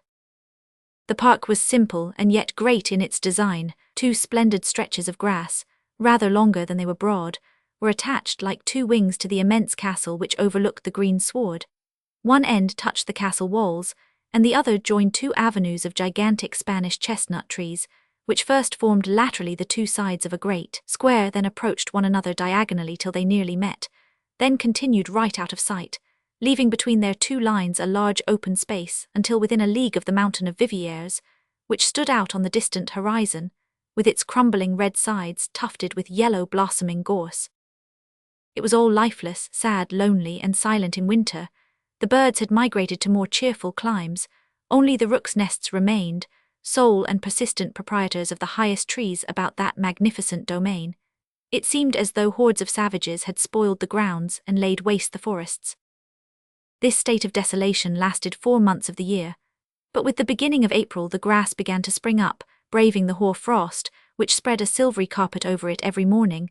The buds of the trees, which had looked so bare, so desolate, so dead, began to put on their velvety down. The sleeping birds, where do birds sleep? We know nothing about them. Wake up, hop about among the branches, and soon begin building their nests. Thence each day of the month and every hour of the day brings its own changes, as part of nature's great awakening. Chestnuts, limes, and beeches are the spring's advance guard.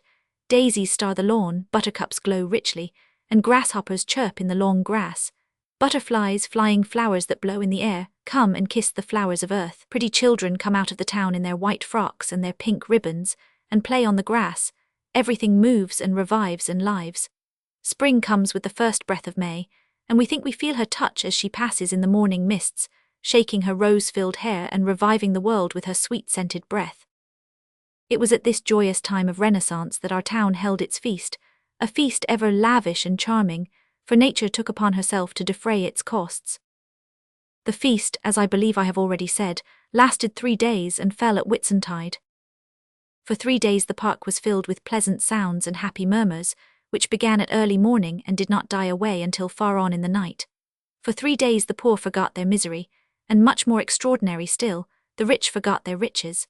The whole town was gathered together in the park as one great family, and as this family invited all its branches, relations, friends, acquaintances, the population increased fourfold. People came from La Ferté-Milon, from Crespy, from Soissons, from Château-Thierry, from Campigny, from Paris. Every place in the coaches was booked for 15 days in advance, and all kinds of other means of transport were devised. Horses, cabs, tilburys, postcarts arrived and jostled each other in the only 2 hotels of the district, the Dauphin and the Boule d'Or. For 3 days the little town was like a body overfull of blood, whose heart was beating 10 times as fast as it should. But on the Wednesday it began to part with its surplus, which gradually dwindled away during the following days, until everything little by little resumed its ordinary aspect again. The large woods, which had been disturbed for 3 days even in their thickest depths, recovered their silence and their solitude once more. The chestnuts again became inhabited by birds, which, flying in and out among their branches, scattered a snow of flowers. Finally, the sward, which had been trodden underfoot and despoiled of its flowers, sprang up again by degrees, under the sun's influence, and once more offered a second harvest of daisies and buttercups to the devastating hands of children. 2 strangers came to the pleasant feast of Whitsuntide this particular year. One was a niece of the Abbé Gregoire named Laurence. I have forgotten her surname. The other was a friend of hers. She made out that she was of Spanish extraction and was called Vittoria. The abbé had told me of her coming. One morning he came into our house and quite frightened me. "Come here, boy," he said to me. And I went to him, not feeling very sure what he was going to do to me. "Nearer," he said, "much nearer still, you know I am short-sighted. There, that will do." The poor abbé was really as blind as a mole. "You can dance, can you not?" "Why do you ask me that, abbé?" "Why, don't you remember you accused yourself in your last confession of having been to the theatre, to the opera, and to a ball?" And indeed, in one of those examinations of conscience that are sold ready-printed to aid idle and recalcitrant memories, I had read that it was a sin to go to a comedy, to the opera, and to a ball. Therefore, as during my journey to Paris with my father when I was 3 years old, I had seen Paul et Virginie played at the Opera Comique, as I had since been to plays, if by chance any strolling players passed through Villers-Cotteret's. As finally, I had been to a ball at Madame de Villain's on the birthday of one of her daughters, I had naively accused myself of having committed these 3 sins, much to the amusement of the worthy Abbe Gregoire, who, as we see, had revealed the secrets of the confessional. "Well, yes, I can dance," I replied, "but why?" "Dance an entrechat for me." The entrechat was my strong point. People really did dance at the time I learnt dancing. Nowadays they are satisfied to walk, which is much more convenient, and much easier to learn. I danced a few steps there and then. "Bravo," said the abbe, "now you shall dance with my niece who is coming at Whitsuntide." "But I do not like dancing," I rudely replied. "Bah, you must pretend you do out of politeness."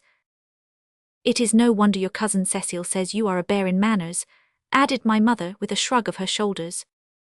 This accusation set me thinking. "I beg your pardon, l'abbe," I said. "I will do just what you wish." "Very good," said the abbe, "and to make the acquaintance of our Parisian visitors, come and have lunch with us after High Mass on Sunday." There were 8 days in which to prepare myself for my office of attendant cavalier. During those 8 days an important event occurred. When my brother-in-law left Villers-Cotteret's, he left part of his library behind. Amongst these books there was a work covered in smooth red paper, comprising some 8 or 10 volumes. My brother-in-law had remarked to my mother, "You can let him read them all except that work." I shot a furtive glance at the work, and determined that on the contrary it should be the very one I would read. I waited some days after my brother-in-law's departure, then I set myself to find the famous red books he had forbidden me to read. But although I turned all the books upside down, I could not lay hands on it, and I had to renounce the search. Suddenly, the thought that I had to be the cavalier of a young lady of 22 or 24 made me look through my wardrobe. Nearly all my coats had patched elbows, and most of my trousers had darned knees. The only presentable suit I had was the one I had worn at my first communion: nankeen breeches, a white pique waistcoat, a light blue coat with gilt buttons. Luckily everything had been made 2 inches too long, so that now everything was but 1 inch too short. There was a big chest in the loft which contained coats and vests and breeches belonging to my grandfather, and coats and breeches belonging to my father, all in very good condition. These clothes were destined by my mother to form my wardrobe as I grew up, and they were protected against vermin by bottles of vetiver and sachets of camphor. I had never troubled over my toilette, and consequently never taken it into my head to pay a visit to this chest. But promoted by the abbe, who looked upon me as a dancer whom he need not trouble about, to the dignity of squire to his niece, a new idea entered my head. I felt myself seized by the desire to look smart. Without saying a word to my mother, for I had my own plans in mind, I went up to the loft. I locked myself in there so as to be undisturbed in my search, and then I opened the chest. It contained clothing fashionable enough to satisfy the most fastidious taste, from a figured satin vest to a scarlet waistcoat braided with gold, from rep breeches to pantaloons of leather.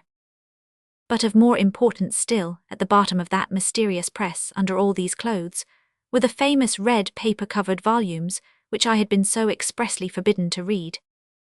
I immediately opened the first that fell into my hands, and I read, "Aventures du Chevalier de Fables."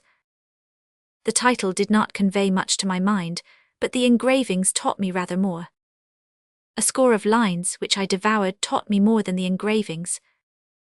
I gathered up the first 4 volumes, which I hid, carefully spread out over my chest, over which I buttoned my waistcoat, and I went down on tiptoe. I went along M. Lafarge's back lane rather than pass by the shop, and I gained the park at a run. I hid myself in one of the darkest and remotest parts of it, where I was quite certain I should not be disturbed, and then I began to read. Chance had sometimes put obscene books in my hands. A travelling hawker who ostensibly sold pictures, but who concealed forbidden literature under his cloak, used to go through Villers-Cotteret's 2 or 3 times a year, hobbling along with difficulty on 2 wooden legs, and giving out he was an old soldier.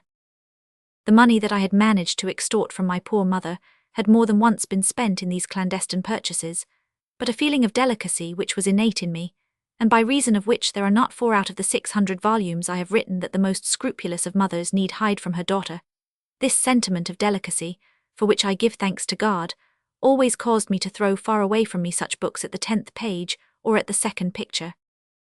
But it was quite a different thing with Faublers.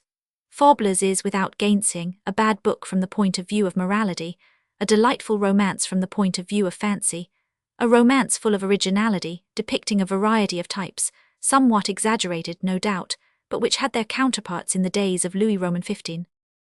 So I felt as great an attraction towards Faublers as I had felt repugnance towards Therese Philosophe, Felicia Omi's Fredins, those dirty lucubrations which persistently polluted the press throughout the latter part of the 18th century. From that moment I discovered my vocation, one I had never recognized or even suspected until then. I wanted to become a second Faublers. It is true I soon renounced the idea, and that idiocy has never been put down on the list of the many failings with which I have been charged.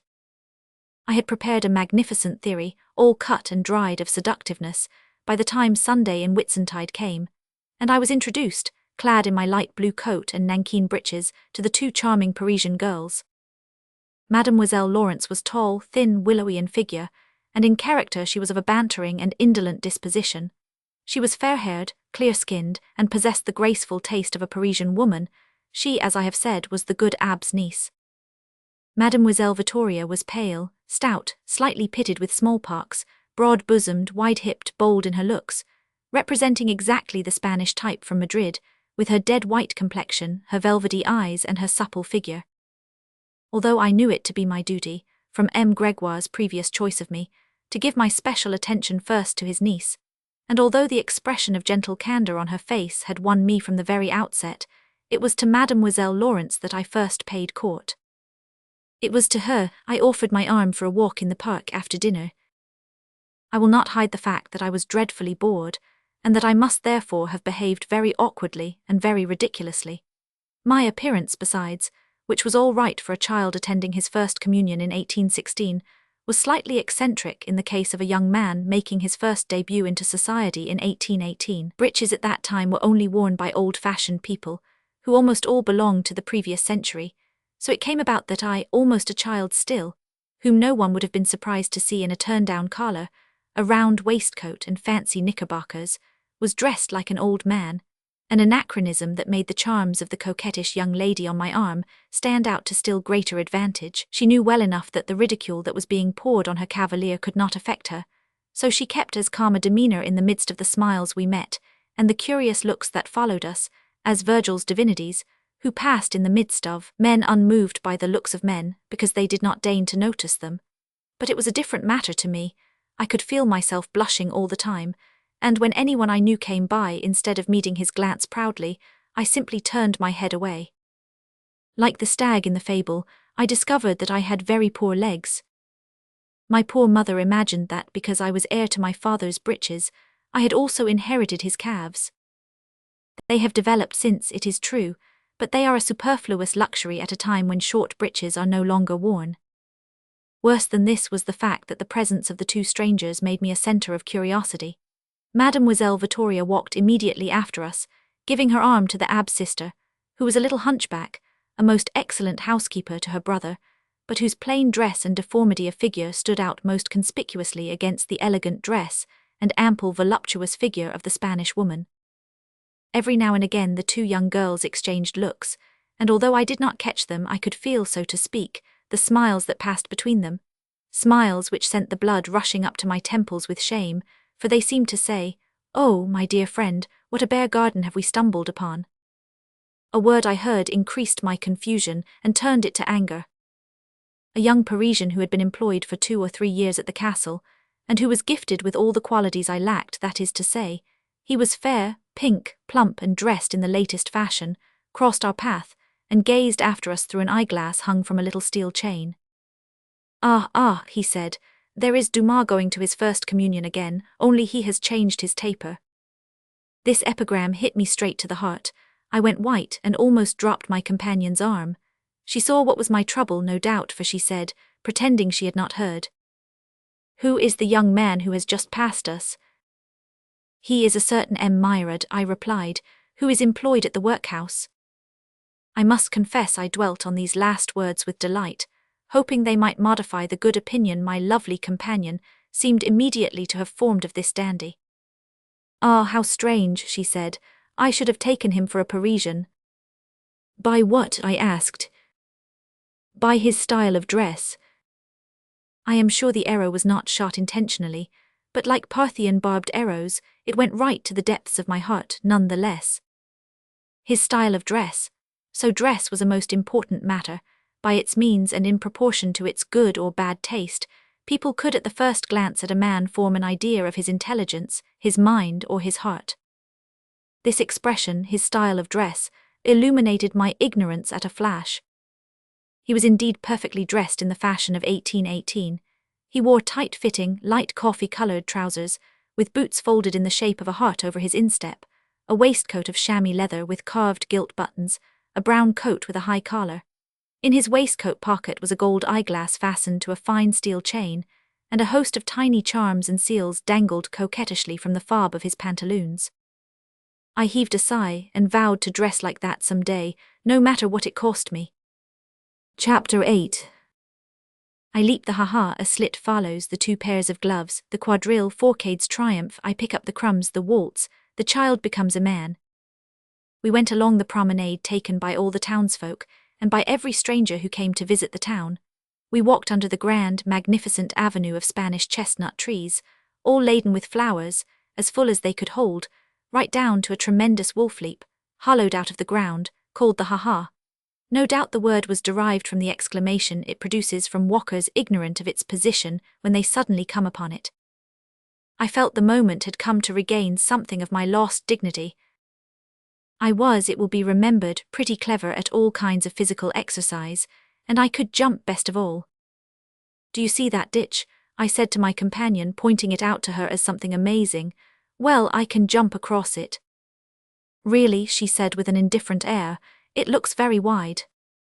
"It is 14 feet wide. I can tell you it is more than Memoirs can do."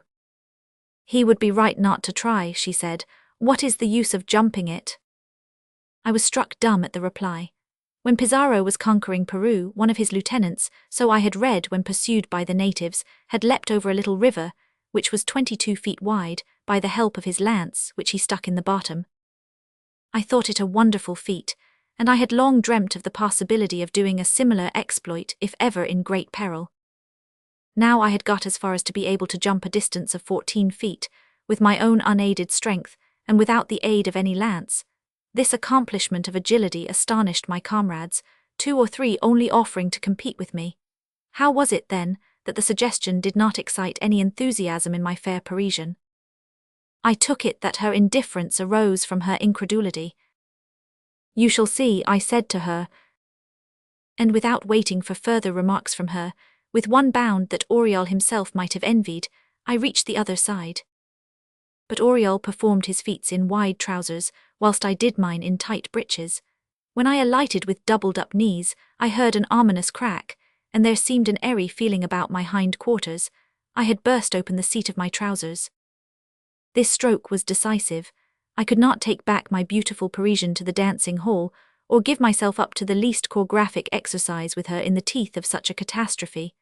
I could not tell her what had happened to me, and ask to leave her for half an hour, so I made up my mind to take leave without asking, and off I set at a mad run without uttering a single word or offering any explanation. I flew towards home, which was more than half a league away, through the astonished promenaders, who asked if my rapid flight through the crowd was on account of a bet, or whether I had suddenly taken leave of my senses. I reached home almost in the same state as my father reached Jeremy when he came across an alligator, and amused himself by throwing stones at it. My poor mother was scared to see the state of excitability I was in. Breathless, voiceless, nearly suffocated, I could only respond to her questions by the disrespectful gesture the Neapolitan makes near Vesuvius when he thinks it is going to erupt. But my mother saw nothing in the gesture but the true facts of the case, namely, an appeal to her good nature to repair the accident that had happened. 5 minutes after, thanks to the quickness of a needle used to such mendings, the break in continuity had been repaired. I gulped down a big glass of cider, which we made ourselves with dried apples, and I resumed my race back to the lawn as quickly as I had left it. But quick though I was, I did not succeed in reaching the dancing hall until 10 minutes after my two Parisians, who were just taking their places. Mademoiselle Vittoria was going to dance with Nigit, and Mademoiselle Lawrence with Meyrad. I have depicted the imaginary sorrows of Pitou in this very situation. I had but to draw them from actual experience. Throughout the whole of that quadrille I never took my eyes off the lovely Laura, so she was called for short among her intimate friends. At every smile she exchanged with her partner, a flush of anger and of shame rose to my forehead. I fancied I was the subject of their conversation, and that the conversation was not of a nature very flattering to my self-respect. When the quadrille was over, Meyrad led Laura back to her seat. I drew as near as I could to the bench on which the two Parisians sat, looking exquisite and beautiful in the midst of the most beautiful, most charming, and most aristocratic-looking young girls of our countryside. I met Meyrad near the centre of the space I had to cross to reach them. "See what it is to wear breeches," he said as he passed me as though speaking to himself. It may be guessed that this apostrophe did anything but soothe the feeling of dislike I had towards a man whom I already regarded in the light of a rival. But I knew what ridicule I should bring down on myself if I picked a quarrel with Meyrad for such a cause, and I continued on my way. "Here I am, Mademoiselle Laura," I said when I stopped behind my Parisian. "Ah, that is all right," she replied. "Seeing you set off like that, I thought some accident must have happened to you." The conversation had taken a most embarrassing turn at the very beginning. "Indeed, mademoiselle," I replied stammeringly, "I saw that you had forgotten your gloves. I quite understood. You did not like to dance without gloves, and you were quite right." I cast my eyes down to my bare hands, and I went purple. I mechanically thrust my hands into my pockets. Alas, I had no gloves. I stepped back and threw a wild glance round me. 4 steps from me stood a young man, named Portrayed, who had been sent from Paris to start and direct a Lancastrian school at Villers-Cotterets. He was busily engaged trying with difficulty to get into a pair of beautiful new gloves, which he had evidently purchased only a quarter of an hour previously. Portrayed was a delightful young fellow who, in spite of the difference in age between us, had taken a fancy to me. He belonged as much to the century that had just ended as to the one we had entered upon, so he too, like myself, wore nankeen trousers and a pale blue coat. Such a bond of similarity between us would alone have given me confidence in Portrayed, if this confidence had not already existed. "My dear friend," I said, "will you do me an immense service?" "What is it?" "Give me your gloves." "My gloves?" "Yes, I have asked the young lady seated there, Mademoiselle Lawrence, to give me a dance, and just as I went to take my place I found I had forgotten my gloves. You understand the awkwardness of the situation. My dear boy, I will not say to you, you are luckier than being in love, for it seems to me you are deeply in love, but I will say to you, my dear friend, you are in luck's way, for I have 2 pairs with me." And he drew a second pair of gloves from his pocket, as new as the first, handing me those he was trying to draw on. Such unheard-of luxury astonished me. "Why do you have 2 pair of gloves?" I asked. "Because the first might perhaps split as I put them on," he replied with the utmost ingenuousness, and as though surprised I should ask him such a question. His reply staggered me. It opened such vistas of unknown extravagance of living. There were actually people who took the precaution of having 2 pairs of gloves, while there were others who had not even dreamed of providing themselves with a single pair.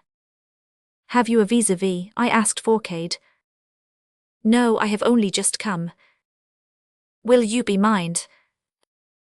"With pleasure." "Take your places for the quadrille," cried the head fiddler. I rushed up to Laura and proudly presented my gloved hand.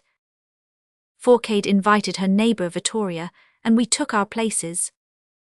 Portrayed and I were the only 2 who wore short breeches at the ball. We were both making our debut. Portrayed had hardly been a fortnight in Villers-Cotterets, and open-air dances did not begin before Whitsuntide. This solemn rite, together with the appearance of both of us wearing short breeches, attracted a considerable number of looks, Our Parisians themselves stared as hard at us as anybody present. The dance began. I have said I was apt at all physical exercises. I had had a dancing master just as I had had a fencing master by a lucky chance. My dancing master's name was Brezet, an ex-infantry corporal, uncle of one of the prettiest girls in the town, to whom I had hitherto paid no attention. I have made up for lost time since, and I shall have occasion to refer to her more than once. I had therefore learnt for my 3 francs per month a rather eccentric style of dancing, but nevertheless it was not wanting in deftness or power. Portrayed led off first. Portrayed was one of Vestris' best pupils. I repeat that people really danced at that time, and all the flourishes of choreography which are thought absurd today were then considered elegant. At the first steps Portrayed took, there was an audible murmur of admiration. Those who were not dancing stood on their seats to look at him, while the dancers themselves lengthened their chasses croises or their traverses to seize an entrechat or a flick-flack. Portrayd's debut was a triumph. It was on this occasion that I discovered nature had endowed me with the gift of assimilation.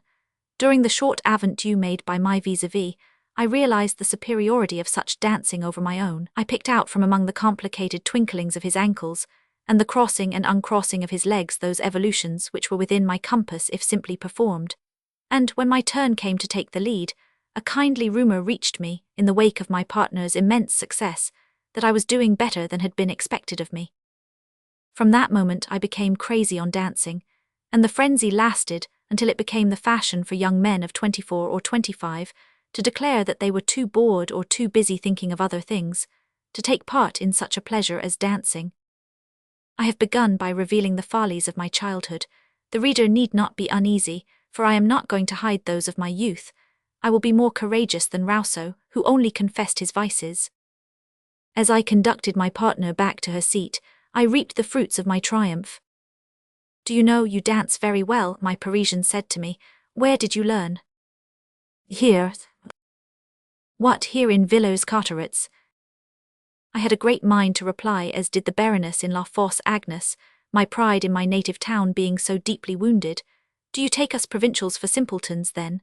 But I contented myself by replying in rather a sneering tone. "Yes, here in Villers-Cotterets," adding with the air of a man sure of his powers. "Do you by chance happen to waltz?" "No, it makes me giddy, but Vittoria there loves waltzing." I turned towards the Spaniard. "If you are not engaged for the next," I said. "No." "Are you inclined to venture?" She looked at me. "Why, certainly," she said smilingly. A waltz was being played. If I were a fair dancer, I was first rate at the waltz. The Spanish girl discovered this at the first round we made, and she gave herself up to it completely, feeling she was being well steered and had a good partner. "You waltz very well," she said. "You flatter me," I responded. "Hitherto I have only had chairs to waltz with." "Chairs?" she asked. "Yes, I learnt to waltz the year I took my first communion," I said, "and the Abbé Gregoire forbade me to waltz with girls. So my dancing master, thinking I really must hold something in my arms, gave me a chair. I was thus enabled to take my lesson without sinfulness." My partner stopped short. I thought she would choke with laughter. "You really are the funniest boy. I like you very much," she said, when she could regain her faculty of speech. "Let us waltz again." And we plunged afresh into the whirlpool, which carried us round with it. This, as I have said, was the first time I danced with a woman. It was the first time I breathed a woman's perfumed breath, or felt her hair touch my cheeks.